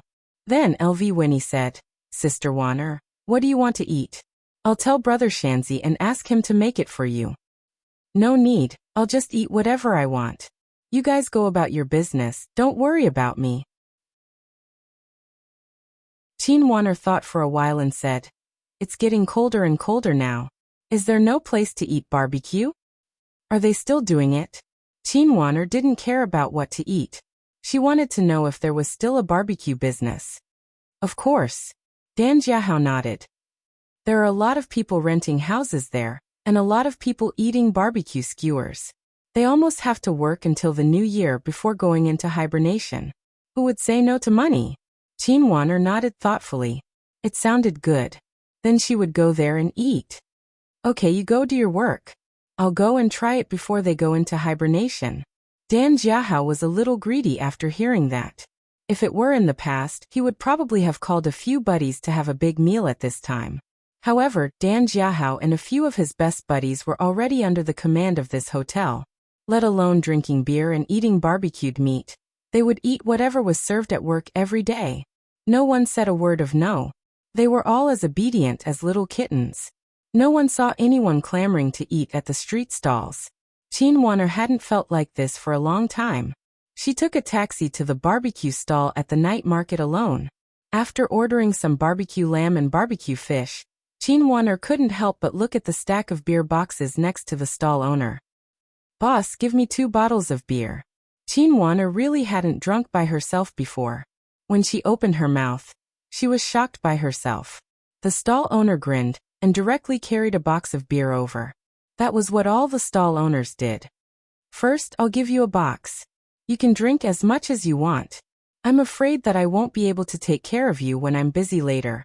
You can eat and drink until you're full. Even if you only drink 1 bottle, the rest is still mine." The stall owners were all like this. No matter how many bottles people wanted, they would throw a box to them first. Often, people who ate barbecue didn't even count the number of bottles they drank. They would really drink as they drank. This was also a sign that they were good at doing business. They were not afraid that you wouldn't pay. When in Rome, do as the Romans do. Chin Won-er didn't mind a box. It felt good to eat barbecue alone. Chin Won-er opened a bottle of beer and looked at the gradually darkening night and the dim yellow light bulb on the barbecue grill. From time to time, Su-yin and Ruan Qingxuang would appear in her mind. What was she thinking? Chin Won-er was stunned. She raised her head and drank a glass of beer. Although it was a normal temperature beer, drinking it in this weather still made her shiver. Her stomach was quite cold. In today's society, what can you eat with 100 yuan? You can't even eat a fart. There were a few people sitting at the table next to her. They were drinking and chatting. "That day, I went to eat seafood with my wife. Guess how much it cost for 1 person? 100 yuan. That's right, 100 yuan. How many lottery tickets can you buy now?" The person next to him also said, 100 yuan. Chin Won-er was stunned. She had known Su-yin for almost 100 days. She remembered that Ruan Qingxuang had told her that she and Su-yin had known each other for only 2 or 3 days. Could it be that today was their 100th day anniversary? Guogua, this little girl, was really attentive. It seemed like this little girl still doted on her mother a little more. Chin Won-er had nothing to be jealous of because Guogua was adopted by Ruan Qingxuang. It was understandable that Guogua loved her so much. This showed that Guogua was a kind child. While eating barbecue and drinking beer, Su-yun's sloppy and evil smile always appeared in Chin Won-er's mind from time to time. Every time, Chin Won-er hurriedly poured a whole glass of beer into her mouth. It seemed that this was the only way to suppress Su-yin running around in her mind. However, she could not suppress it for more than a minute each time. Su-yin appeared in Chin Won-er's mind more and more frequently. Chin Won-er rubbed her head hard. "What's wrong with me? No, I have to completely drown Su-yin in my mind with beer." Unconsciously, Chin Won-er found that the box of 12 bottles of beer beside her had all been drunk by her. Chin Won-er had never thought that she could drink so much beer. After realizing that she had drunk so much beer, Chin Won-er felt dizzy. Looking at the time, it was already so late. She had been sitting in the barbecue stall for more than 2 hours, but she felt as if she had just been there for a while. A gust of wind blew, and Chin Won-er suddenly felt dizzy. Drinking was really slow. Once she realized that she had drunk too much, it was definitely too late. Just as Chin Won-er was about to stand up and pay the bill, 2 bottles of beer were placed in front of her. A rude and unreasonable man with a flat-top haircut and eyebrows suddenly sat in front of Chin Won. "Beauty, you seem to be a good drinker. Are you out of beer? I'll treat you. Let's have a drink." Then the rude and unreasonable man picked up one of the bottles and shook it. Seeing that Chin Won-er did not respond, the man sneered. "What beauty? You don't want to give me face?" While they were talking, 2 young men stood up and blocked Chin Won-er. "Our boss is treating you to a drink. Don't be so shameless."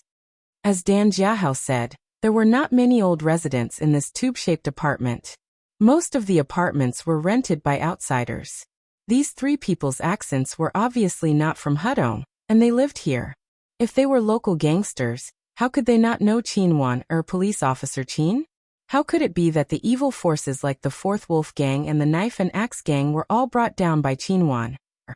Although Chin Won-er's mind was muddled, she still had the basic ability to make deductions.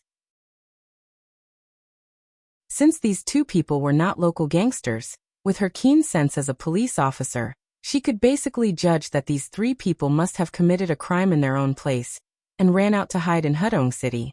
You want me to drink with you? Sure. Who are you? If you are a gangster, why should I drink with you? Qin Wan'er snorted. Her cold temperament was not inferior to an iceberg. The crew cut man grinned and laughed. I'm not the kind of hooligan you're talking about. All I did was play with two female students, and the police are chasing after me. I had no choice but to come to this broken place to hide. What's the saying again? If the tiger returns to the mountain one day, I'll dye half the sky red with blood. Qin Wan'er did not say anything. She reached out and picked up the beer on the table. The crew cut man was happy when he saw it.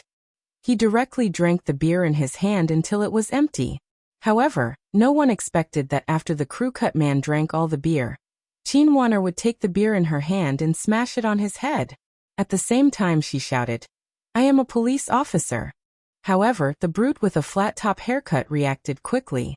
He snatched the bottle from Qin Wan'er's hand and stood up to kick over the table. F***ck. Police, right? I have never played with a policewoman in my life. Today, I will try it.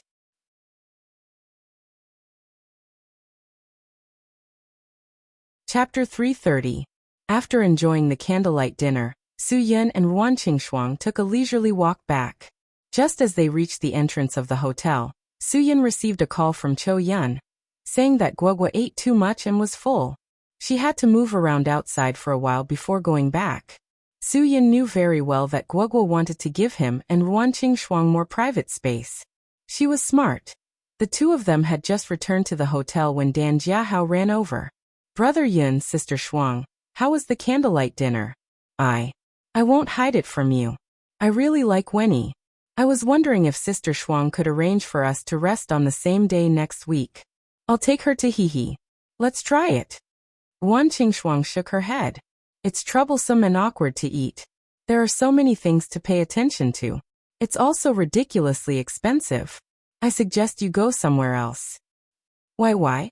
Dan Jiahao had never eaten French cuisine before, so he was very curious. When he heard what Wan Qingshuang said, his mind became even more confused. However, his curiosity grew. Is it bad? Su Yun smiled slightly. Don't listen to your sister Shuang. The environment is really good and the taste is okay. Since you're chasing a girl, of course you have to spend some money. It's not too much to eat something good. Go, I support you. However, I don't want to give you a raise. You should think about your own wallet. Dan Jiahao slapped his thigh. Brother Yin, I definitely can't afford to book the restaurant. I just want to book a table and let you eat. How much would that cost? I don't know. Su Yin shook his head. Guogua booked it. You can ask Guogua later. Wan Qingshuang stuck out her tongue. I know. I secretly asked the waiter. Su Yin and Dan Jiahao were both curious. How much? What candlelight dinner set A? It's 3,866 yuan. Wan Qingshuang said while thinking that Guogua was really extravagant and wasteful. Dan Jiahao's mouth was contorted. Oh my god! Isn't this society developing too quickly? How could there be something so expensive in Hudong? I always thought that the price of our medicinal cuisine is 33 yuan per person, but I didn't expect that the candlelight dinner next door costs 1,933 yuan per person. Our pot base is only a fraction of their cost. Sister Shuang, the price of the pot base has to increase. It's at least 48 yuan per person. Su Yin knew that although Dan Jiahao said so, his heart was bleeding. A candlelight dinner cost nearly 4,000 yuan. Although Dan Jiahao's brother, Dan Hongning, also had some money, and he wasn't the kind of person who was poor, with his character, he wouldn't stretch out his hand to ask his brother for a penny. His monthly salary of 3,000 yuan wasn't even enough for a meal.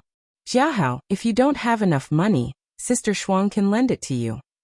Wan Qingshuang was quite fond of Dan Jiahao and LV Wenny. One was 18, and the other was 21. As the saying went, a woman 3 years older than Dan Jiahao would have a golden brick. LV Winnie was 3 years older than Dan Jiahao. The two children were good in all aspects and looked quite compatible. Wan Qingshuang naturally hoped that they would become a couple. Dan Jiahao was stubborn. No. Sister Shuang, I have. If I don't have this much money, how can I be in a relationship? Wan Shuang smiled. Then Sister Shuang will support you mentally, but let me warn you first.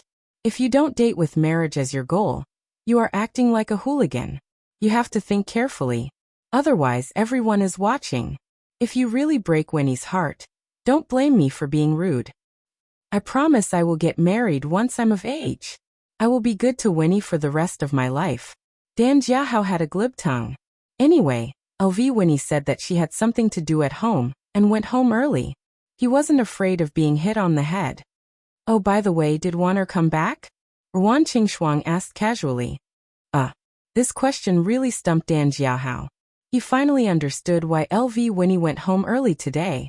It must be because she didn't know how to answer this question. Unfortunately, he couldn't go home early. This question really stumped him. Su Yin saw that something was wrong with Dan Jiahao. What's so hard to answer? She must have come back. Did she come back and go out again? Suddenly, the attentive Ruan Qingxuang exclaimed. Could it be that Wanner didn't work overtime today? Was she preparing to come back for dinner, but found out that we weren't at the hotel? Did she know that I knew that Su Yin and I went there to eat that candlelight dinner? Dan Jiahao didn't dare to lie.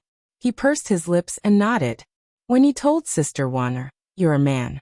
Don't push everything to the girl. You still want to chase her. Can't you take the blame for her? Su Yin lightly punched him on the shoulder. It's not a big deal. Do you know where Wanner went? She said she wanted to eat barbecue, so I introduced her to the barbecue stand in the small square in the south. Dan Jiahao pointed with his finger. Su Yin was stunned. Eat barbecue? Although the weather in November wasn't particularly cold, it wasn't a good time to eat barbecue, right? When the north wind blew at night, the temperature would definitely be chilly. Wan Qingxuang thought for a while. She seemed to remember the exact location of the barbecue stand. She opened her eyes wide and said, Why did you let Wanner go there? When I first came to Hudong City, I rented an apartment in the tube-shaped apartment across the square. That place isn't safe. At that time, I moved away because that place actually caught a murderer from another place. Also, there are a lot of hooligans there. Dan Jiahao laughed. Sister Wanner is a police officer. No one dares to touch a police officer. Besides, with Sister Wanner's fame now, there aren't many hooligans who haven't heard of her. No one dares to touch her. No, I'm still worried. Wan Qingxuang frowned. Su Yin, I'm worried about Wanner. It's so cold, and she's eating barbecue alone. What is she thinking? Su Yin smiled. She must be thinking of having a drink by herself. It's late, and it's a little windy. Sister Shuang, find me her clothes. I'll go take a look. It's already so late, and she hasn't finished eating yet. I'm a little worried. There were some things that Su Yin couldn't say. Even if Qin Wan'er was a police officer, in Su Yin's eyes, she was just a big-breasted but brainless police officer. Sometimes she was too idealistic and impulsive. Her sense of justice would always make her do some irrational things. So Su Yin had good reasons to be worried about her. Then I'll go with you, Ruan Qingxuang said. Su Yin waved his hand. No, I'll go alone. You wait for Guogua at home. Maybe Guogua will come back soon. If she can't find us when she comes back, no one can stop her if she talks nonsense again. Wan Qingxuang thought about it and agreed. Guogua and Chou Yun were together. If she came back and didn't see them, she would talk nonsense again. It would definitely make Chou Yun uncomfortable. So, Ruan Qingxuang took off her coat and handed it to Su Yin. Then you go quickly. Take it and let her wear it first. Su Yin didn't hesitate. He nodded and took it. Then he turned and walked out. There were 2 traffic lights and a turn to get to the hotel. Su Yin walked quickly. It didn't matter if he ran at night. After all, the closer he got to the hotel, the fewer people there were. About 5 minutes later, Su Yin arrived at the barbecue stall. The messy scene in front of him really shocked him. The barbecue stall had more than 20 tables that were in a mess. Broken wine bottles, glasses, and barbecue skewers were everywhere. 2 young men with bruises on their faces were lying on the ground, groaning. Qin Wan'er was being held by the neck by a barbarian man with a flat-top haircut. It looked like he was going to strangle Chin Weiner to death. The barbarian man with a flat-top haircut stared at her and said viciously, "If I don't kill you today, you be *tsich, my life will be in vain. You want to fight with me? So what if you are a policeman? If I was afraid of the police, I wouldn't have killed someone and come to Hudong. I'll strangle you to death." Even if Chin Weiner took time to practice close combat every day, she still couldn't compete with the three men. Since ancient times, men were stronger than women. It was an unchanging law that men were stronger than women. Although today's society didn't lack tomboys and tomboys, men's bones and strength were naturally stronger than women's. Just when the barbarian man with a flat-top haircut was about to kill her, he suddenly felt a gust of cold wind. The whole table hit him hard on the back. The barbarian man with a flat-top haircut was in pain and had to let go of Chin Weiner. Chin Weiner was finally able to breathe oxygen. Even though she was coughing badly, she still greedily took in big breaths. The alcohol and lack of oxygen made her physically weak. It was even difficult for her to stand. The barbarian man with a flat-top haircut turned around angrily and shouted angrily, "Who the *CK dares to attack me?" "It's me," Su Yun answered calmly. He never thought that when he saw someone bully Chin Weiner like that, he would want to kill her. But there were too many onlookers around. Su Yun didn't want to bring trouble to Chin Weiner, so he didn't really attack her. He just picked up a broken table and kicked it over. When the barbarian man with a flat-top haircut saw that this young man was so thin and weak, he was furious and wanted to kill him. Anyway, he was just a fugitive. Killing one or two more people didn't make any difference to him. "I'm going to kill you." The barbarian man with a flat-top haircut suddenly strode forward and hit Su Yun with his hammer-sized fist. Su Yun didn't want to dodge at all. Many onlookers couldn't help but close their eyes. No one wanted to see this brave young man get smashed into meat paste. Just as the fist was about to hit him, Su Yun took a horse stance with his right leg and shrugged his right shoulder. His right fist spun out like a bullet. Fist to fist, it met the barbarian's fist head-on. A burst of hair-raising cracking sound drilled into everyone's ears. Just as everyone was praying for Su Yun, the barbarian man with a flat-top haircut howled and held his right fist, which had been shattered. Then, Su Yun raised his knee and kicked the barbarian man's waist, making him kneel down. Su Yun's knee, which was like an arrow, hit the barbarian man's face like a meteorite falling from the sky.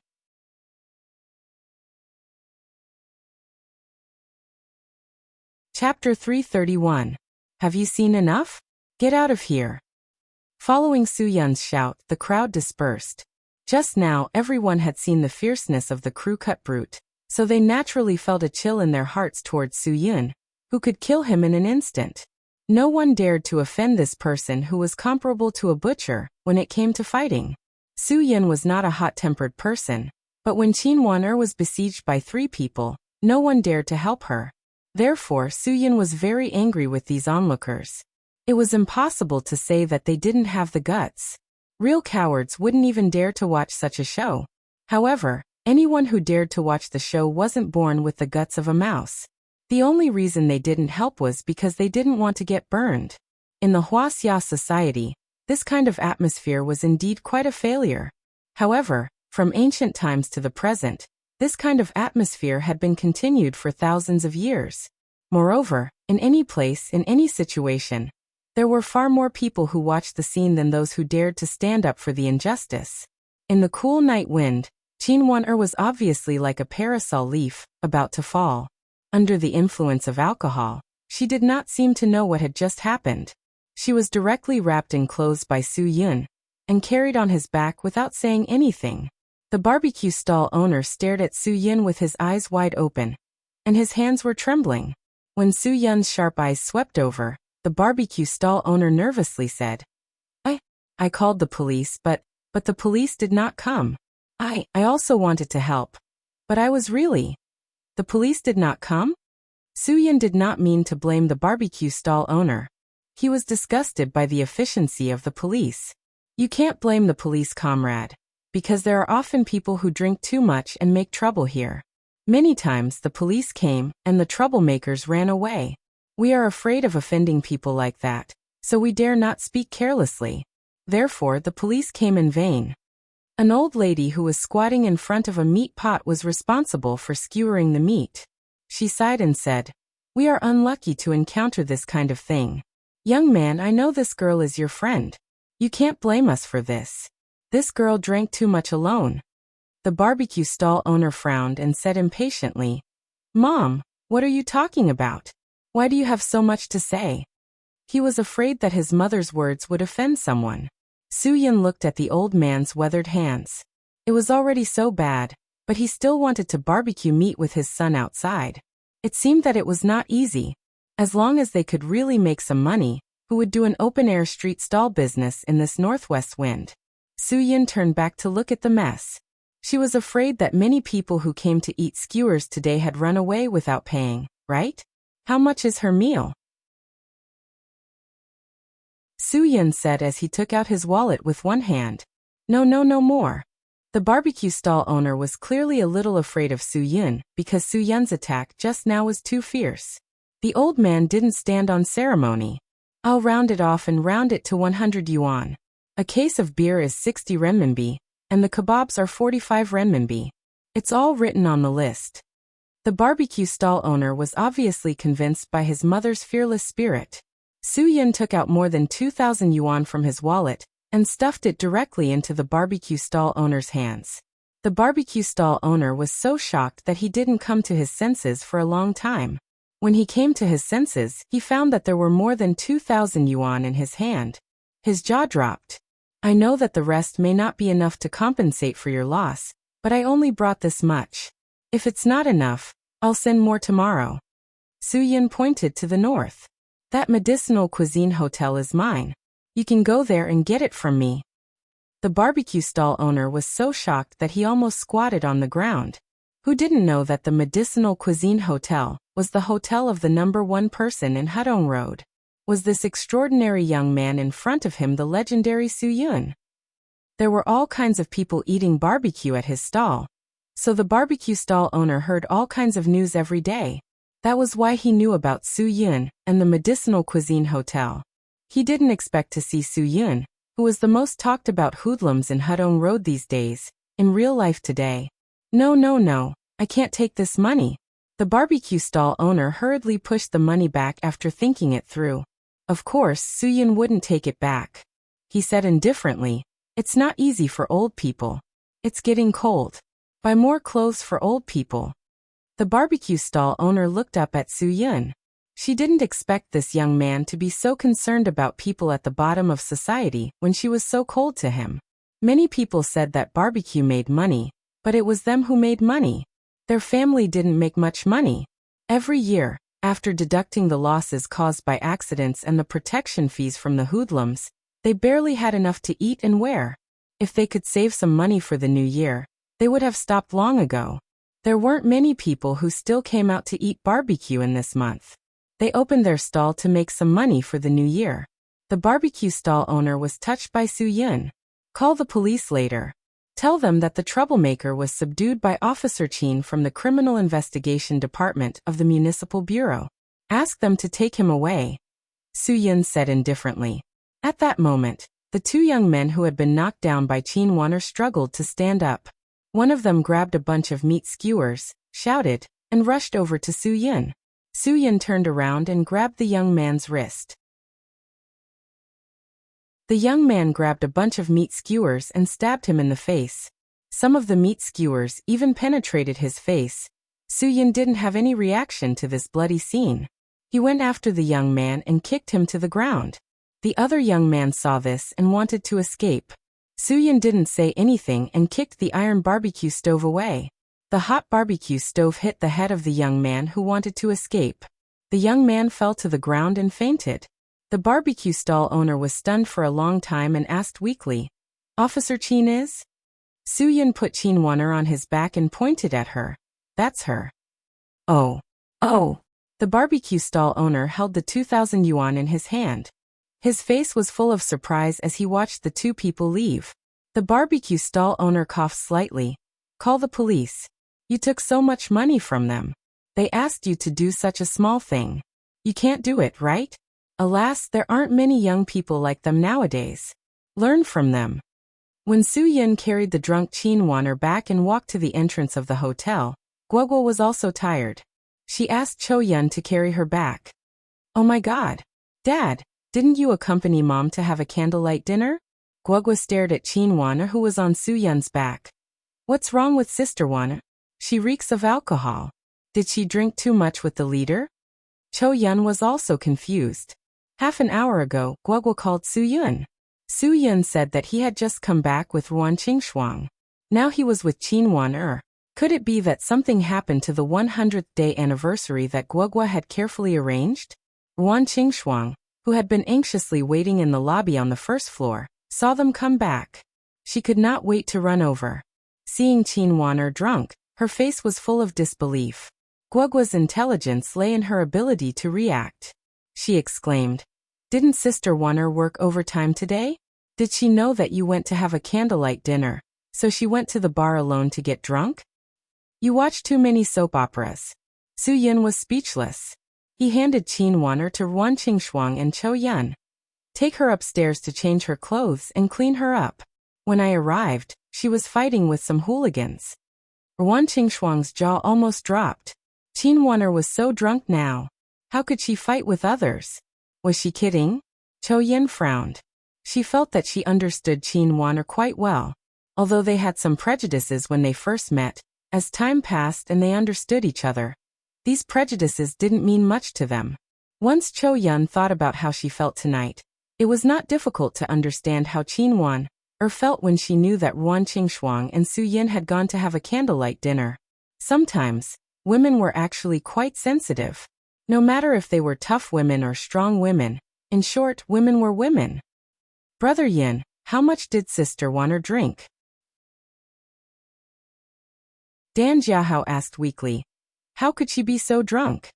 Su Yin sighed helplessly. "Isn't this all thanks to you and Winnie? If I knew earlier, I would have told you not to talk about where Sister Shuang and I went." Dan Jiahao scratched his head innocently. "Brother Yin, I swear, I really didn't expect Sister Waner to care so much. When she said that she went out to eat skewers, I saw that she was quite relaxed. She didn't feel jealous at all. Oh my brain. It's my fault that my observation skills are too weak." "Okay, it's not your fault. Do you have a cigarette? Take one." Su Yin also had a headache. How could he face their feelings? Dan Jiahao hurriedly took out a cigarette and a lighter from his pocket, but before Su Yin took it, Guogua snatched it away. "Smoking away worries makes you even more worried. Dad, let's go. I have something to ask you." Then Guogua pulled Su Yin upstairs. "Hurry up." Su Yin couldn't do anything to this little demon, so he just went. "Brother Yin, take care." Dan Jiahao held a cigarette in his left hand and a lighter in his right hand, waving at Su Yin. Su Yin followed behind Guogua and asked, "What do you want to ask me?" "Guogua, Dad is a little tired today. Why don't we talk about it tomorrow?" Guogua said with a serious face, "That won't do. If we talk about it tomorrow, I might forget what I want to ask tomorrow."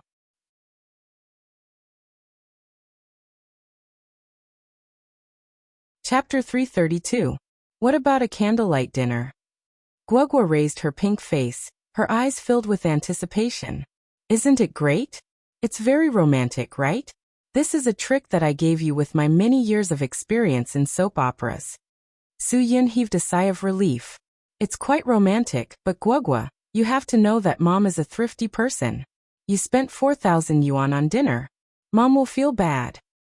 4,000 yuan? Who told you that it was 4,000 yuan? Guogua widened her eyes. "I spent 30,000 yuan. If I booked all the 8 tables on the second floor, I would have to spend 75% of the value of the set meal I ordered on average. I even tipped them and told them to serve me well." Su Yin thought for a moment. It was better not to tell Guogua and the others that a waiter was useless. "This money is my private money. I'm not spending it recklessly." Guogua pouted. "I just want to thank Mom and Dad for taking care of me for so many days." As she spoke, Guogua's small eyes became a little red. Su Yin couldn't help but want to laugh at her small appearance. He was also moved. The most innocent side of a child was shown in this kind of place. Although Guogua was sometimes like a demon, in the end, she was still just a child. Dad, do you know that what Guagua said in Swang was the truth? You and Mom are the closest people to me.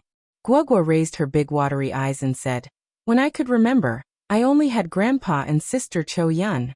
Guagua never knew that she had parents. All of them said that my parents had gone far away and had to complete something very important before coming back to see me. At first, I believed them, but after a long time, I knew that they were lying to me. Su-Yin saw that Guagua's eyes were filled with tears. He couldn't bear to let her continue talking about this topic. My friends also have times when their parents are not around, but they always come back every New Year. But Guagua's parents have never come back. Grandpa said it was because they were too busy overseas and didn't have time. Guagua lowered her head and continued. Every year they would send me gifts. At first I was very happy, but later, I learned English for children and realized that the English words on all the gift labels were made by Huaxia. Guagua, Daddy is here. Daddy will buy you presents every year, okay? Su-Yin could imagine that a happy-go-lucky person like Guagua would still be able to laugh and laugh most of the time even though her family had been wiped out. She could definitely be described as heartless. But now, she lowered her head, not wanting Su-Yin to see her sad expression. This really hurt the deepest part of her heart. Guagua suddenly raised her head again, grinning stubbornly. She held back her tears and said firmly, Guagua doesn't want any gifts. Guagua just wants you all to be by my side. Guagua only asks that you don't leave me. Guagua doesn't want anything else. Guagua doesn't need to live in a big house, doesn't need to eat good food, doesn't need to go to an aristocratic school, but I can't lose you all. Woo, woo. Guagua, who was so strong that Su-Yin secretly called her a tough woman, actually shed such sad tears. Su-Yin was really a little flustered. He had never learned how to coax a child, so he panicked at once. Of course, Daddy will promise you. Even if Guagua doesn't want me anymore, I will still pester Guagua to be Daddy. Good girl, don't cry. Daddy will be heartbroken if you cry. If one were to say that this little girl's face was like the sky in June, it was truly a vivid description. When Guagua, who was just about to cry, heard this, her expression immediately changed. She looked at Su-Yin expectantly and smiled through her tears. Su-Yin suspected that this girl was deliberately pranking him. Daddy, how far have you and Mommy developed today? Guagua asked curiously. Did you confess when you two were eating? Pfft, confess my ass. Su-Yin almost vomited blood. Do you think this is an urban romance drama? Do you still need to make a solemn vow between a man and a woman? There were some words that Su-Yin really couldn't say. After all, the environment he had been in for so many years was not a place that could make him feel mushy. Although heroes also had tender feelings, it was more or less awkward for Su-Yin. Looking at Su-Yin's expression, Guagua was speechless. She shook her head and sighed.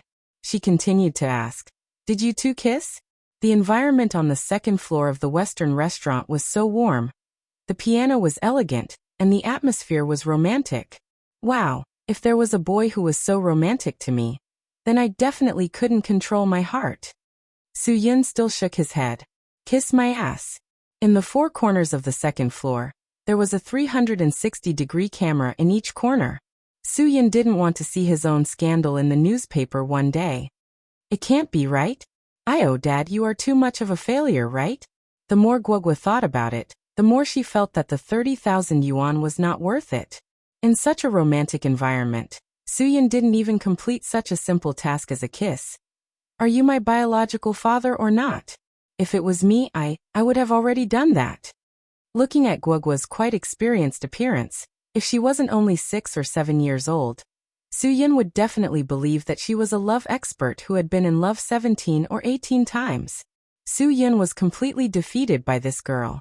He shook his head and said, We didn't even hold hands. Do you have any other questions? Guagua covered her face with her small hands. Dad, I am really disappointed in you. Mom is really too much. Can't she deliberately seduce you? After all this time, all my thoughts were wasted. I have nothing to say to you too. After saying that, the elevator reached the top floor. Su-Yin picked her up and carried her out of the elevator. You don't have to worry about adult matters. Is it because you don't have enough homework? Ah. Only then did Guagua come to a realization. She had been so focused on having fun at the buffet that she had forgotten that she still had homework to do. She struggled out of Suyun's arms and said, "Dad, I can't waste time on you. I have to do my homework." Suyun didn't know whether to laugh or cry. Yes, please don't waste time on me. This girl. Suyun really wanted to ask God. How much did he owe her in his previous life? Just as Guagua ran to the door of the room, she turned back and looked at Suyun. "Dad, did you know that your daughter was your lover in your previous life?" So, I am your lover in your previous life." Yes. Suyun nodded. His smile came from the bottom of his heart. This girl was not only his lover in his previous life, but also his lover in the previous life. Otherwise, God would not arrange for her to be his daughter in this life after so many twists and turns. At this time, Ruan Qingshuang and Chou Yun also came out of Qin Wan'er's room. It seemed that they had put Qin Wan'er on the bed. No one thought that Qin Wan'er, who was usually valiant, would be unable to control herself and get drunk. "Is Wan'er okay?" Suyun's voice was a little apologetic. Although Qin Wan'er drinking too much seemed to have nothing to do with him, the person who touched the string in Qin Wan'er's heart was ultimately Suyun. Ruan Qingshuang shook her head. "I just let her drink water. She may still feel uncomfortable now, but she may be fine after she wakes up. I think, how about this? I will watch over her tonight.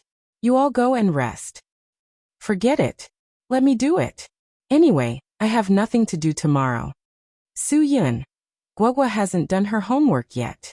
You go and watch over Guagua. Let her finish her homework and go to bed early." Ruan Qingshuang wanted to say something, but seeing Suyun's determined look, she nodded and stopped arguing with him. "In this case, I will leave it to you." After that, she looked at Chou Yun. Chou Yun also smiled at Ruan Qingshuang. "Sister Qingshuang, you go. I will help him here."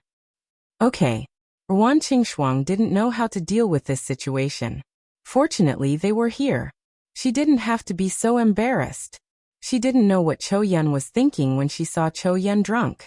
Her woman's sixth sense told her that Chou Yun didn't just feel grateful to Suyun.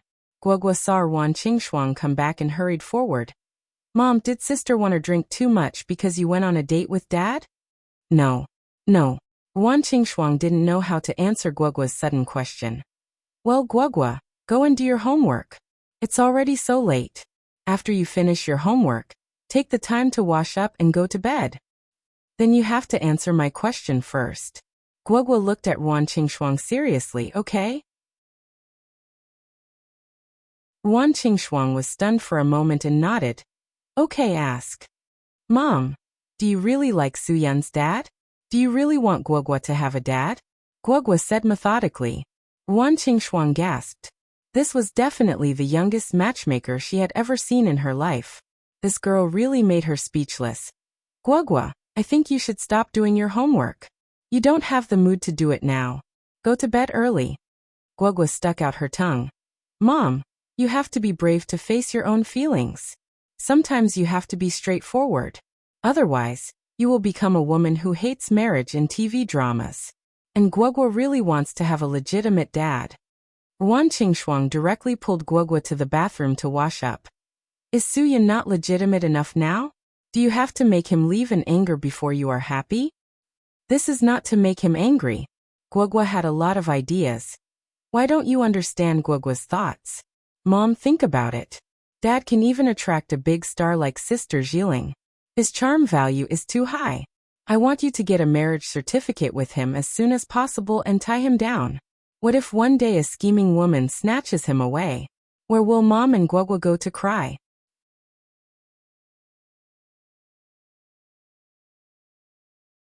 Chapter 333. At that moment, Suyun and Chou Yun were waiting outside Chou Yun's room. Suyun always felt that Chou Yun would have something to say to him, but Chou Yun never spoke. She just looked at Suyun quietly. Chou Yun's eyes finally moved from Suyun to the window. Today, Guagua had talked to her a lot during dinner. Chou Yun had never thought that Ruan Qingshuang and Suyun would be such two important people in Guagua's life. Maybe Guagua was right. Everything in Suang was gone. No matter how much she cried, in the end, What she lost was lost. She didn't want to lose anyone else. Guogua had asked Cho Yun a question many times. Did she like Su Yin or not? Cho Yun immediately denied it. She firmly told Guogua that she would never fall in love with a man in her life. She also wouldn't ask for so-called love. She only wanted Guogua to be well. Guogua, who got this answer, said that she felt very guilty. She didn't want Cho Yun to be like this all the time. She said that she was very conflicted. She didn't want to lose Cho Yun, nor did she want to lose Su Yun, nor did she want to lose Ruan Qingshuang. However, Guogua was always worried that one day, because any woman would become the other half of Su Yun's life, Ruan Qingshuang would leave her because of that. Although Guogua was young, she thought very clearly. She knew Ruan Qingshuang's personality, so she was most worried about Ruan Qingshuang. She said that she must keep Ruan Qingshuang and Su Yin by her side and never leave, because they were her parents. No one could replace them. Even if she grew up in the future, and had a man as good as Su Yin to pursue her, she didn't want to leave Su Yin and Ruan Qingshuang. Cho Yun never thought that Guogua's mind would become so mature after going through such a huge ordeal. Most of the time, the way she thought about things was not like a child's. The extent of her comprehensive thinking was even hard for her to imagine. For example, this time, she was willing to tell Cho Yun about the candlelight dinner she arranged for Su Yin and Ruan Qingshuang, which meant that she knew from the beginning that Cho Yun would definitely understand her good intentions. Although Cho Yun had always denied her feelings for Su Yin, Guogua was not a little fool. She was very smart and wouldn't believe Cho Yun at all.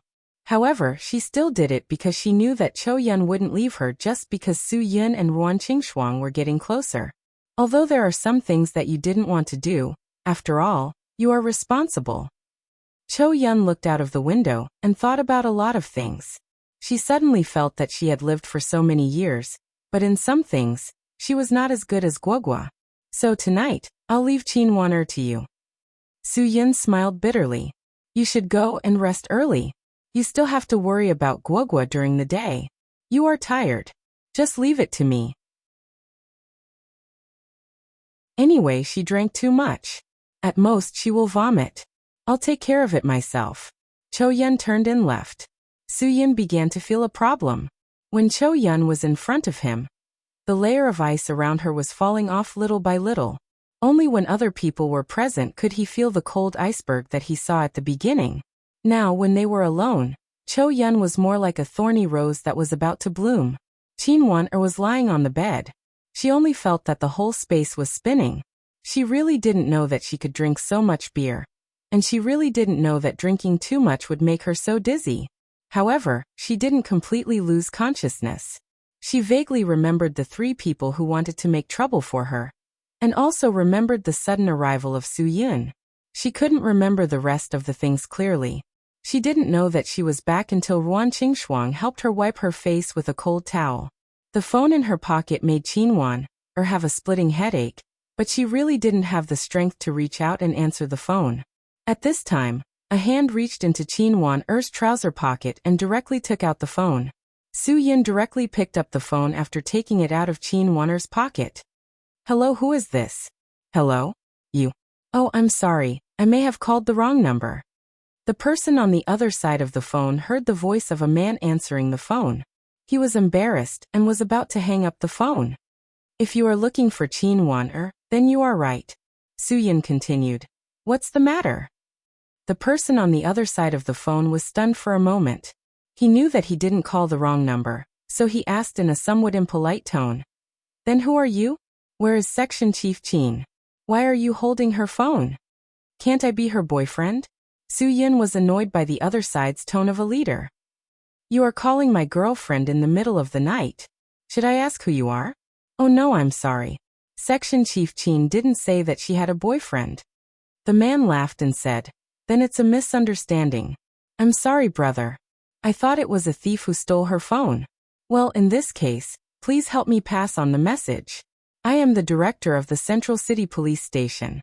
We have arrested the three people. They are wanted felons who fled to our city. It's all thanks to Section Chief Qin. Please help me thank her. I will treat you two to a meal when you have time. Su Yin didn't have much reaction. He didn't want to be polite with this kind of person. Leader, if you had gone earlier after receiving the call, then Qinwan wouldn't have to work so hard alone. We won't have a meal. If you have the time, you should educate your subordinates and improve the efficiency of work. Su Yun's words made the other side speechless. After all, he was the director of a police station. People in the station were respectful to him. People in the station were also polite to him. How could he be educated by a guy he had never met? It's getting late. Leader, you should go to bed early. Su Yun didn't give the other side a chance to speak. He said directly, we are all resting. We won't waste your phone bill. If there is a chance, we will treat you to a meal. Goodbye. See you again. Su Yun hung up the phone without waiting for him to finish. This kind of efficient director was not necessarily a person who could really do things for the people. Su Yun felt it was a waste of saliva to chat with him. It was estimated that the director would be depressed after listening to Su Yun's words. Maybe he wouldn't be able to sleep well tonight. Qinwan, you are quite lucky. You went to drink alone and caught 3 wanted felons on the way. Su Yun threw the phone on the table and sat beside Qinwan's bed. He said to Qinwan, who was lying on the bed, what did I owe you in my previous life? Why do I have to clean up your mess for you? Learn from others in the future. Be smarter. Don't rush in front of everything. You have to use your brain to do things. You are a girl. Do you have to do things with all your limbs? Even primary school students know that a mantis trying to stop a chariot is an act of overestimating oneself. You are an adult, don't you know? It seemed that Qinwan heard Su Yun's nagging. She even subconsciously kicked Su Yun and turned over. Su Yun was also helpless. Seeing her like this, she was not convinced. However, it was enough to prove that she was still very drunk. Otherwise, that kick would not have been so weak. While Su Yun was thinking, Qinwan flipped over and fell to the ground. If Su Yun hadn't been quick enough to catch her, she would have been smashed on her butt. Oh my God! Su Yun knew that he must have work to do tonight. In Qinwan's state, she would inevitably fall off the bed. In order to prevent Qinwan from falling, Su Yun could only use the quilt to cover one side of the bed. Then he lay down on the other side of the bed. This solved the problem of Qinwan rolling around. In the end, Su Yun couldn't hold on any longer. When Qinwan finally calmed down, it was already 3 o'clock in the morning. Su Yun also fell asleep in a daze. After all, Su Yun did not have any tasks now. He also needed to have a good rest. When Su Yun opened his eyes again, the sky was already bright. Qinwan was not on the bed. After all, she slept too late last night, so she could not get up this morning. Looking at the time, it was already 8 o'clock. At this time, the others must have already woken up. Even Guagua had gone to school. Wasn't this embarrassing? Surely everyone knew that he slept in Qinwan's place last night. Just as Su Yun was lying on the bed feeling vexed, Wan Qingshuang pushed open the door and came in with breakfast porridge and corn cakes. When she saw Su Yun sitting by the bed, her face was filled with surprise and excitement. She smiled and said, "You're finally awake. I thought I wouldn't be able to wake you up." Su Yun was stunned for a long time. Listening to this, Wan Qingshuang had already come to wake him up once. But the main problem now was not that he had slept in, but that he had accidentally fallen asleep in Qinwan's place last night. "Sister Shuang, I was very tired last night, so I accidentally fell asleep. Then is Wan'er okay? Is she sober? You're still worried about Wan'er? You've been sleeping here for 2 days and 2 nights. That morning, when Wan'er woke up, she found you lying here. Her scream woke all of us up. You, on the other hand, were completely fine and continued sleeping." Wan Qingshuang breathed a sigh of relief. "At that time, we were all scared. We could not wake you up. Then I called Chang. Chang and the others rushed over, but they could not wake you up. Later, Dan Honing said that you might have fallen asleep while sleepwalking, so it was better not to touch you. He went to the hospital and picked up the doctor to check on you. Guess what the doctor said?" Su Yun listened to this and felt that his experience was particularly legendary. He had slept for 2 days and 2 nights. He seemed to have never had such an experience before. But he did not feel relaxed after sleeping for 2 days and 2 nights. His body was still tense, and there was no feeling of relaxation.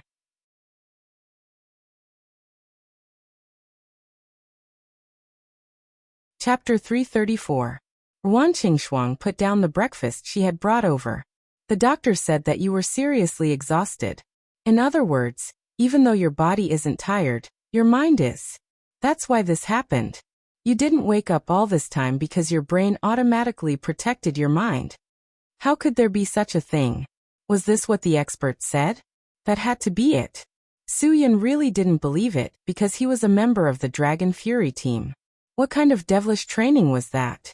How could Su Yin sleep for 2 days because of exhaustion? It must be known that when he was carrying out a dangerous mission in the primitive forest to steal a nuclear source base, he didn't sleep for 8 days and 8 nights. When the mission ended, he returned to the team and slept for 8 hours before continuing with his normal training. Perhaps Su Yin's sleep this time wasn't that simple. Su Yin himself was aware of the problem with his body. First of all, after entering the realm of a super expert, his strength actually increased by leaps and bounds without him even realizing it. In a situation where he didn't even realize it, his mental state broke through the first stage and directly stepped into the second stage. If this happened to anyone else, they would be wild with joy, but Su Yin didn't think so. Ever since Su Yin entered the ranks of experts, he understood the simplest and most basic principle. Even if you were a genius, if you didn't train hard and risk your life, it was absolutely impossible for you to become an expert among experts for no reason. Of all the super experts he knew, there wasn't a single one who just sat back and enjoyed the fruits of others' labor. There were many geniuses in the Dragon Brigade. Or it could be said that everyone who could enter the Dragon Brigade was a genius, and the Dragon Fury team was even more so a genius among geniuses. But none of them didn't grow through devilish training. If anyone relied on their own innate talent and neglected training, they would only have the fate of being eliminated in the end. Therefore, Su Yin didn't believe that a person's strength would increase for no reason. He must have encountered something strange. And his 2 days and 2 nights of sleep definitely had an inseparable relationship with his strength increasing for no reason. Su Yin wanted to know what had happened to him. He had to get to the bottom of this. Although Su Yin was also a pharmacist, compared to the truly all-round pharmacists in the Dragon Brigade, he only had a deep understanding of pharmacology. He didn't know much about the reactions of the human body. At this time, the person Su Yin missed the most was Yumarin. Perhaps only she could solve his doubts and the mystery of his rapid growth in strength. Su Yin secretly tried to circulate his true qi a few times. This was not the kind of false qi that he had imagined. Instead, his mental state had indeed improved. Could it be that his body was unable to withstand such a rapid increase in strength, which caused Su Yin to lack energy and sleep for 2 days? The world was so big that nothing was too strange. Right now, Su Yin felt that any answer he received was possible. The doctor told me to try waking you up every morning. He said that you might be unconscious for 3 to 4 days. I know that your body is better than others, so I came today to see if I could wake you up. But I didn't expect you to wake up on your own. Ruan Qingshuang muttered to herself. However, it was obvious that she was very happy that Su Yin could wake up. You haven't eaten for 2 days. Hurry up and eat something. I made some corn cakes and rice porridge. Right now, it's not suitable for you to eat anything that's too oily. When Ruan Qingshuang said this, Su Yin felt his stomach rumble. After all, he hadn't eaten for 2 days and 2 nights. He was really hungry. Thinking of this, Su Yin didn't care about his image anymore. He directly picked up the rice porridge and gulped it down. The corn cakes baked by Ruan Qingshuang were also very delicious. Slow down. No one's fighting with you. Don't eat so fast, Ruan Qingshuang said gently. Seeing that Su Yin was choking, she immediately poured him water to drink. After Su Yin finished all the food like a whirlwind, his whole body was wrapped in a strong sense of satisfaction. It was still the feeling of being full that made people feel good. Right, Tangzhou called you yesterday afternoon.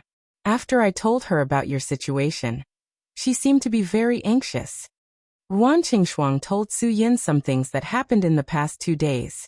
Also, Uncle Qin came to see you yesterday afternoon. It seemed like there was something, but when I asked him, he didn't tell me. He said that he would talk about it after you woke up. It seems like I can't help much. Hearing this, Soo-Yun basically understood. It seemed that there was new progress in the artificial lake project. Otherwise, Qin Zhongming and Tang Jiu wouldn't have come to see him at the same time. They must have something important to tell him. Soo-Yun didn't even think about it. He immediately picked up the phone and dialed Qin Zhongming's cell phone number.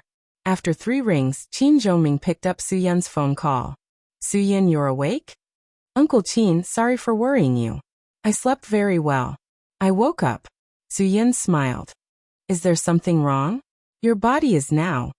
Qin Zhongming was a little worried. Soo-Yun patted his chest. It's nothing. I didn't sleep well for a while, and then I accidentally fell asleep. It's embarrassing to talk about it. Uncle Qin, let's not talk about it anymore. I heard from Sister Shuang that you came to see me yesterday afternoon. Is there any new progress in the artificial river project?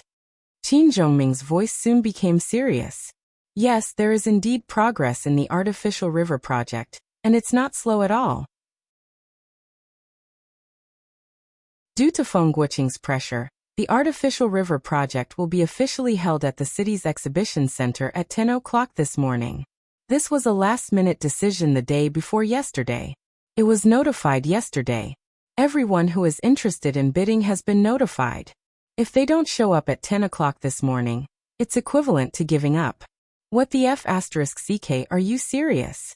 So suddenly, Feng Guoqing really treated all this as his own game. It was a misfortune for Hudong City to have such a person as the municipal party secretary. Has Tang Group received the notice as well? Soo-Yun was now concerned about this question. He looked at the time. It was already 8 o'clock. If Tang Jiu didn't receive the notice, everything would be over. Qin Zhongming nodded and said, the Tang Group has already applied for it, so the staff will definitely be informed. I wanted to ask you yesterday because I wanted to know how the Tang Group's preparations are. I hope they can come up with a perfect plan to win this project. Let's have a win-win situation on this project. Soo-Yun was relieved to hear that. That meant Tang Jiu should be on her way to Hudong City. According to Tang Jiu's personality, she would arrive an hour earlier. That meant they should be arriving in Hudong City soon. Uncle Qin, I'll call President Tang now and ask her about the situation. Don't worry. Okay, I'll be at the exhibition center. I'll leave the rest to you. Qin Zhongming knew that Soo-Yun had woken up, so he was relieved. Even if the project wasn't as perfect as he expected, he wouldn't be upset. At least Soo-Yun was fine. After Soo-Yun hung up the phone, Wan Qingshuang hurriedly went to find a change of clothes for Soo-Yun. Is there something urgent? Do you need my help? Nothing. Thank you, Sister Shuang. Soo-Yun took the clothes from Wan Qingshuang and immediately called Tang Jiu. However, no one answered the call. Soo-Yun decisively continued to call. She didn't expect that after sleeping for 2 days, she would encounter such an urgent matter when she opened her eyes. Everything had been going smoothly before. This was a matter of great benefit to everyone. Nothing could go wrong at the last minute. Finally, on the second call, Tang Jiu picked it up. As soon as the call was connected, Soo-Yun heard a lot of noise. He was shocked. Could it be that what he was afraid of was happening? Did something really happen? Soo-Yun, you're fine? Tang Jiu was pleasantly surprised. When she called yesterday afternoon, she said that Soo-Yun was in a coma. She came to Hudong City to bid today, and even arrived an hour earlier, just to see Soo-Yun. However, Tang Jiu didn't expect that when she got off the car at the north entrance of Hudong City's expressway, the road in the suburbs was blocked by a group of people in police uniforms.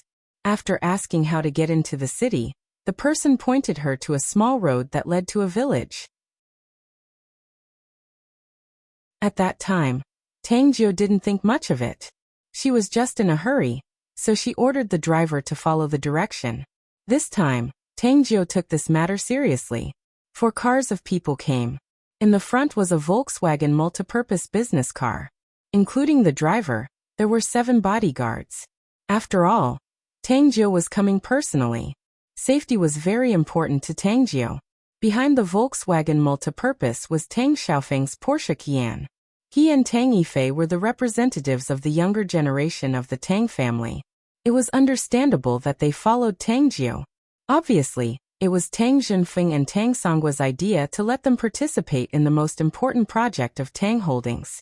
Behind them was Tang Jiu, his chauffeur, and his secretary in a brand new Jaguar XJL luxury car. Following closely behind was a Toyota Provia commercial vehicle. The three project managers of Tang Corp and their most capable assistants sat in the car. All of them had a lot of experience. Therefore, Tang Holdings came this time full of confidence. They wouldn't give up until they achieved their goal. However, no one expected that Tang Holdings would be ruthlessly attacked as soon as they arrived in Hudong City. Just as the four cars drove into the village that led to the city, they ran into people blocking the way. When the bodyguards in the first car realized that something was wrong, they wanted everyone to retreat. However, they were blocked by people behind them.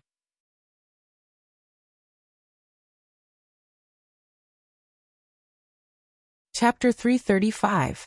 The 7 bodyguards in the Volkswagen Metro could be considered to be extraordinary bodyguards. Seeing the situation, they quickly got out of the car and formed a protective formation. After all, the Tang Group was not a small company. Just by looking at the clothes of these 7 bodyguards, it could be seen that they were all capable. The 7 of them were all dressed in the same way. They wore light all-weather assault windbreakers, tactical special service pants, and light assault high boots. The Falcon Big Dipper satellite watch on their wrists, the German bulletproof glasses on their eyes, and the Black Eagle thumb ring gloves on their hands were all of the same standard equipment. In an instant, everyone threw out the tempered black Bornovi defensive batons in their hands. It was definitely quite a shocking sight to behold. The 7 bodyguards were carefully selected by the Tang Group. They were either from the Special Forces or the Army. Each of them was strong and skilled. Therefore, Tang Yifei and Tang Xiaofeng, who were in the Qian, did not take it to heart. They both believed in the strength of the bodyguards they brought. Although they could not say that one of them could defeat 100 people, it should not be a big problem for them to deal with 20 or 30 people. During this chaos, Su Yun called Tang Jiu. Tang Jiu's bag and phone were in the hands of his secretary, who was sitting in the passenger seat. The secretary, Pan Fei, had never experienced this kind of situation before. She was a little scared and did not react for a while. Therefore, she did not hear the phone, which had been set to vibrate ring. Originally, Tang Jiu thought that the 7 bodyguards of the Tang Group were enough to deal with these small skirmishes. However, he did not expect a gunshot to ring out. This time, Tang Jiu and the 2 young masters in the Qian were stunned. Wasn't this too exaggerated? How dare they fire a gun in broad daylight? How lawless was Hudong City? After the gunshot, everyone calmed down. The 7 bodyguards who were armed with self-defense batons were also stunned. This was definitely not a small matter. The other party had opened fire as soon as they came up to show off their strength. This gave them no chance to make a move at all. They had too many considerations. At this time, Tang Jiu also calmed down. Soon he heard the phone vibrate. This was the second call from Su Yun. When the secretary handed the phone over, Tang Jiu did not expect it to be Su Yun calling. To be honest, the moment she picked up the phone, she even forgot that she was in danger. She was more concerned about Su Yun's situation. "Of course I'm fine." Su Yun smiled and said, "How are you? Are you almost there? Do you want me to prepare and wait for you at the exhibition center?" Tang Jiu only then did he come back to his senses. He had important things to do in Hudong City. Now that he was blocked in the countryside, what should he do? People who dared to do such a thing were usually local bullies. Thinking of this, Tang Jiu relaxed a little. Maybe Su Yun knew these people. "I just got off the North Expressway in Hudong City, but I ran into some trouble. Some people disguised themselves as policemen and blocked the road. They guided us to the village south of the expressway. Then we were blocked." Tang Jiu calmly explained to Su Yun. "They had guns. Do these people have anything to do with you?" Su Yun's face changed. It shouldn't be. His people were all led by Changzi and the 3 tigers of Southern City. He had clearly warned them not to let him know that they had such illegal things in their hands. Once he found out, he would not let them off easily. Therefore, Su Yun believed that it should not be them. Moreover, something had just happened, so they should not dare to act rashly. Thinking of this, Su Yin was at a loss. Could it be that these people were not from Hudong City at all? Tangjio, you have to stay calm. I will get to you as fast as I can. Don't have a direct confrontation with them. Su Yin was worried that the other party was someone who had fought with the Southern Tigers not long ago. So he was worried that they would really shoot. Remember my words. Don't argue with them. Tangjio could hear that Su Yin's voice was very nervous, so she nodded very seriously. Okay, I'll wait for you. After Su Yin hung up, the Southern Tigers and Chang came. They were also worried about Su Yin. Ever since they knew that Su Yin had fainted, Chang had not slept well for the past 2 days. Every morning, the first thing he and the Southern Tigers did was go straight to the Medicinal Cuisine Hotel after breakfast to see if Brother Yin had woken up. Today they were really shocked. As soon as they came up, they heard Su Yin's voice on the phone. One by one, they rushed into the room where Su Yin was and shouted excitedly in unison, "Brother Yin!" After seeing the 4 of them, Su Yin was 100% sure that this had nothing to do with them. Before the 4 of them could calm down, Su Yin grabbed his jacket and put it on. "You guys come with me immediately. Something happened." When the 4 of them saw this, they did not dare to ask any more questions. They immediately obeyed the order. However, Ruan Qingshuang was worried. When she heard that something had happened, her heart tightened. "Su Yin, what's wrong? What happened to Tangjio?" "Sister Shuang, I'll explain to you when I come back. I can't explain it in a short time. Time waits for no one." Su Yin had already walked out of the room as he spoke. Chang and the Southern Tigers followed Su Yin out and said goodbye to Ruan Qingshuang. "Sister Shuang, don't worry. We're here. We won't let anything happen to Brother Yin." With these people following, Ruan Qingshuang could indeed be more at ease. However, she was more or less concerned about Su Yin's health. However, according to Su Yin's words, Tangjio's situation was extremely urgent. Of course, she could not stop him. She could only blame herself for not being able to help much. After the 5 of them went downstairs, Su Yin directly got into Chang's Audi A6. Hudong's North Expressway. "Hurry." Chang did not hesitate after receiving the order. He beautifully turned the car around and stepped on the accelerator. He did not care whether it was illegal or not. As long as it was safe enough, he stepped on the accelerator as fast as he could. Looking at Brother Yun's serious expression, Chang knew that something must have happened. The Southern Tigers also got into their own cars and followed closely behind Chang's car. Each of them was swift and decisive. They did things without any hesitation. The 5 of them rushed to the scene of the accident in 4 cars. On the way, the Southern Tigers did not forget to call their brothers. Each of the 3 of them could shout for 20 to 30 people with one call. After a few calls, they followed Chang's Audi with all their might. Chang's driving skills were honed from the almost scrapped Shenlong Buick. Therefore, he was really domineering when he rushed all the way. He only used half the time to reach the scene of the accident that would have taken more than 20 minutes. Just as Tangjio said, the road leading to the city was blocked by a group of uniformed police officers. However, Su Yin could tell at a glance that they were imposters wearing police uniforms. Their uniforms were obviously custom-made by a small workshop.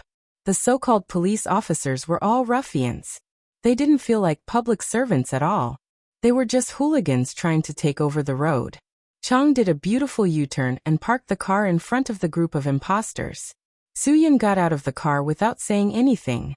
At this time, the Southern Tigers' cars had also arrived at the scene. When they got out of the car, Su Yin had already kicked the roadblock that was blocking the road away. Seeing that Su Yin had already made a move, Chang's temper flared up. Without saying anything, he followed Su Yin and kicked the roadblock. The sudden appearance of the 4 cars did indeed startle the dozens of imposters who were blocking the road. However, when the Southern Tigers also got out of the car to abuse their power, the dozens of imposters finally reacted. Although the other party had 4 cars, there were only 5 of them. They calculated and realized that it was 3 against 1. That was too easy. F***ck. You F***ers don't want to live anymore. You're obstructing us from carrying out our duties. I'll cripple you. Among the dozens of imposters, the leader finally spoke. At this time, Su Yin and Chang had already kicked the roadblock over. It smashed into the white Santana and Jetta that they drove. Su Yin sneered. You should at least act more realistically.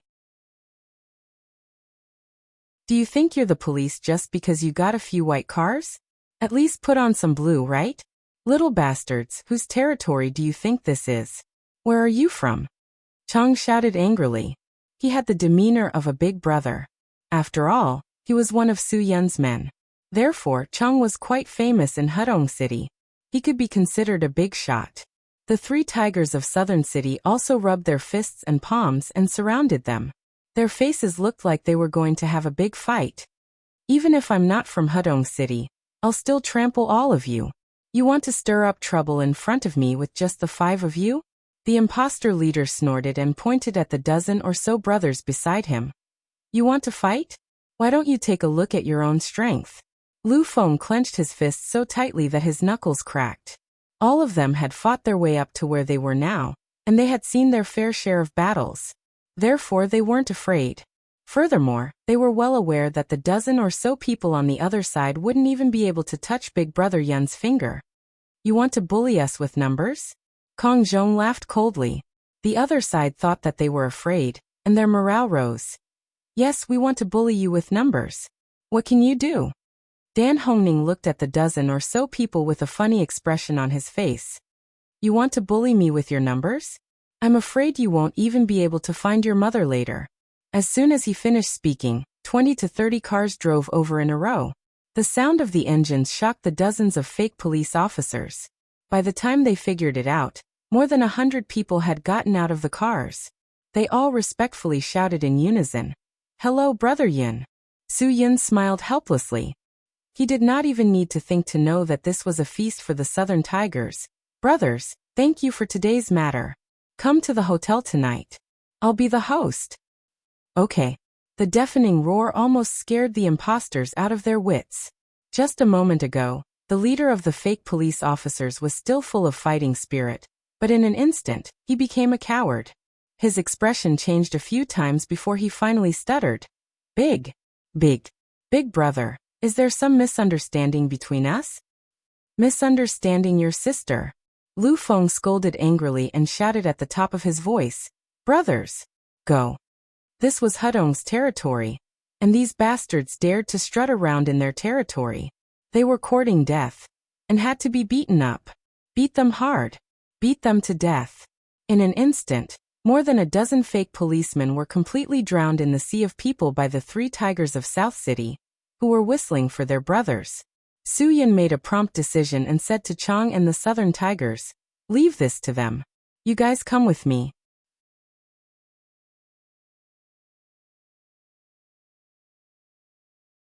Chapter 336. Tangjiu, who was trapped in Lijiao village, was completely trapped. There were about 20 people who had tied them up. One of them was a bald man with a gold necklace and a rifle in his hand. Although the rifle was heavy and clumsy, the rifling inside the barrel gave the bullet a rotating force. Therefore, compared to a smoothbore gun, it was more accurate and more powerful. The bald man with a gold necklace stood in front of the 4 cars with a gun. Therefore, the 7 bodyguards of the Tang Corporation did not dare to act rashly. It would be a lie to say that they were not afraid. No one wanted the other party to shoot and hurt anyone. After all, if anyone in the car was hurt, they would not be able to report back. And if they hurt themselves to protect the people in the car, it did not seem worth it. Although their annual salary of 300,000 yuan was not a small amount, it was not worth it to risk their lives. Because they were all from the military or the armed police, they knew the power of the rifle very well. If they were hit by it, no one could guarantee that they would live to see the next day. In an instant, the momentum of the entire scene was in the hands of the other party. Everyone in the Tang Corporation quieted down. In particular, the 3 project managers and their respective female assistants in the last car didn't even dare to breathe loudly. According to Tang Jiu's personality, she would have gotten out of the car to argue with the other party. But fortunately, Su Yun's call made her hold back. She knew that if she was in danger, everything would be over. She had to stay in the car. She believed that Su Yin said that he would be here soon, so he would definitely come to save her. The bald man with a rifle waved his hand. Immediately, 7 people rushed towards the 7 bodyguards of the Tang Corporation. When the 7 bodyguards saw this, the bald man with a gold necklace raised the gun in his hand and shouted angrily, "I want to see who dares to move in front of me. If you want to try, I won't stop you." His angry rebuke made the 7 bodyguards of the Tang Corporation suppress their impulsive thoughts. The bald man with a gold necklace became even more arrogant when he saw this. "What I earn is blood on the blade. It's not the first time I've killed people. Come on. Whoever wants to die can try moving." Under the fierce pressure of the bald man with the golden necklace, the 7 bodyguards of the Tang group let the 7 young men take away their defensive batons from their hands. The captain of the bodyguards, Old Qian, was the leader. He only tightened his grip on the baton, and the young man who had snatched it from him stomped on his thigh. "Say something if you want to die. Don't be so King stubborn." Upon hearing this, Bald Gold Necklace aimed his gun at Old Qian. "Do you want to die?" Although Old Qian was full of anger and wanted to explode, when he thought about his wife and children at home, he finally obediently let go. This time, all 7 of them were disarmed. If they were on the battlefield, they would be captives. "Every year, I spent so much money on you for nothing." Tang Yifei cursed angrily in the car. Tang Xiaofeng was angry and scared. They had never been bullied in Jibei. He didn't expect that they would be bullied the moment they arrived in Hudong City. If they had known this, they would have brought 2 masters with them. The bodyguards of the Tang group were useless in big trouble. 7 bodyguards had been tamed by a rifle, and the rest of them could only swallow their anger. Seeing that someone came to open the car door, Tang Xiaofeng and Tang Yifei couldn't help shivering. Crack. The young man failed to open the locked car door. He raised the baton in his hand and scolded, "Get out!" Tang Xiaofeng knew very well that if he didn't take the initiative to get out, the other party would definitely smash the car and drag them out. Once they were dragged out, they would inevitably suffer. It was better to cooperate with them. Maybe they could avoid suffering. Thinking of this, Tang Xiaofeng obediently opened the car door. As he got out of the car, he shouted, "Big brother! Big brothers! Let's talk nicely. Let's talk nicely. Harmony is the most important thing." Seeing that Tang Xiaofeng got out of the car, Tang Yifei knew that he couldn't protect himself. He obediently got out of the car and cooperated. Yes. Harmony is the most important thing. We are brothers everywhere. Harmony is the most important thing. Let's talk nicely. Don't King talk to me. I'm a rough man. I don't understand this." The bald gold necklace spat. Seeing these 2 cowards, he was too lazy to beat them. "What are you doing in Hudong City? Are you bidding for the artificial river project?" Tang Yifei and Tang Xiaofeng looked at each other. Then they looked at the bald gold necklace at the same time and nodded quickly. The bald gold necklace spat. "Well, you're honest enough. Then I won't hide it from you. Now get out of here. Don't even think about this project. Otherwise, don't blame me for being rude to you." Tang Yifei couldn't believe that a man-made river project could cause such a big commotion in a small city like Hudong. Could it be that this project really had such great benefits? Tang Xiaofeng made a prompt decision and agreed with the bald gold necklace. Okay. Big brother, we'll do whatever you say. We don't want this project. We just want to leave safely. For Tang Xiaofeng, it didn't matter whether Tang Enterprise could win this project or not. What was important was that he didn't suffer in this remote place. But Tang Jiu didn't think so. This project was very important to her. She had to win it. "We're not leaving. We want this project." In the end, Tang Jiu forgot Su Yun's advice. When she heard her 2 brothers bowing in front of the other party and saying that they would give up the project, she opened the door and got out of the car without hesitation. The driver and the female secretary in the car were dumbfounded. Boss Tang was too desperate, wasn't she? One had to know that the other party had a gun. If this matter really got out of hand, wouldn't they all be in trouble? Tang Yifei and Tang Xiaofeng were both shocked by Tang Jiu's words. Wasn't this just asking for the other party's anger? Baldy Gold Necklace never thought that such a girl would suddenly jump out and shout in front of him. More importantly, this girl was actually so beautiful, so beautiful. Her figure was great. Hot. Ioyo, which family's girl is this? How can she be so beautiful? The bald gold necklace didn't fly into a rage as Tang Yifei and Tang Xiaofeng imagined. Instead, he looked at Tang Jiu with a wicked smile, and saliva almost flowed out of his mouth. Tang Yifei quickly ran in front of Tang Jiu and kept winking at her. He whispered urgently, "Sister Jiu, do you want the project or your life? If you lose your life later, what's the use of the project?" Tang Xiaofeng also quickly walked to Tang Jiu's side and whispered as third brother, "Sister Jiu, let's go back. Listen to third brother on this. The other party has a gun. We don't have a chance to break through at all. Our people are all scared." Tang Jiu's voice didn't lower. "Call me Boss Tang. I said we have to win this project, so we have to win it. If you want to go back yourselves. Whoever goes back will be kicked out of the Tang group forever." When the bald gold necklace heard this, he couldn't help but sigh at this girl's fiery temper. "Oh, I was wondering why your temper is so bad. So you are the legendary beautiful chairman of the Tang group. Ha ha ha, Boss Tang, nice to meet you. I don't have time to waste on you. Do you know what you are doing? You are breaking the law." Tang Jiu coldly scolded the bald gold necklace. "You are endangering the safety of the citizens. You are threatening the safety of the citizens, and possessing guns to threaten the safety of the citizens." After hearing Tang Jiu's words, the bald gold necklace's smile became even brighter. He almost laughed out loud. "Ha ha. Ioyo, Boss Tang, you really know how to joke. So what if I committed a crime? Arrest me? Give me a sentence. Let me tell you, today I am not only threatening the safety of the citizens, I am also threatening your chastity. Ha ha. I like fiery tempers." Hearing the other party's disrespectful words, Tang Jiu's face reddened in rage. "You shameless bastard. I am shameless. In the wilderness, no one will know what I do. If I dare to take this out, I dare to kill people. If I dare to kill people, I dare to play with women." The bald gold necklace spat out another mouthful of phlegm. "Today, I will let you know the dark side of society." Of course, Tang Xiaofeng and Tang Yifei couldn't let him do such a thing. They hurriedly said, Big brother, she is immature. Please don't lower yourself to her level. We will leave immediately. How about this, big brother? I will give you money. You can play with any woman you want. Please be merciful." The bald man with the golden necklace did not buy it. "I'm interested in President Tang. No woman can be more delicious than Boss Tang.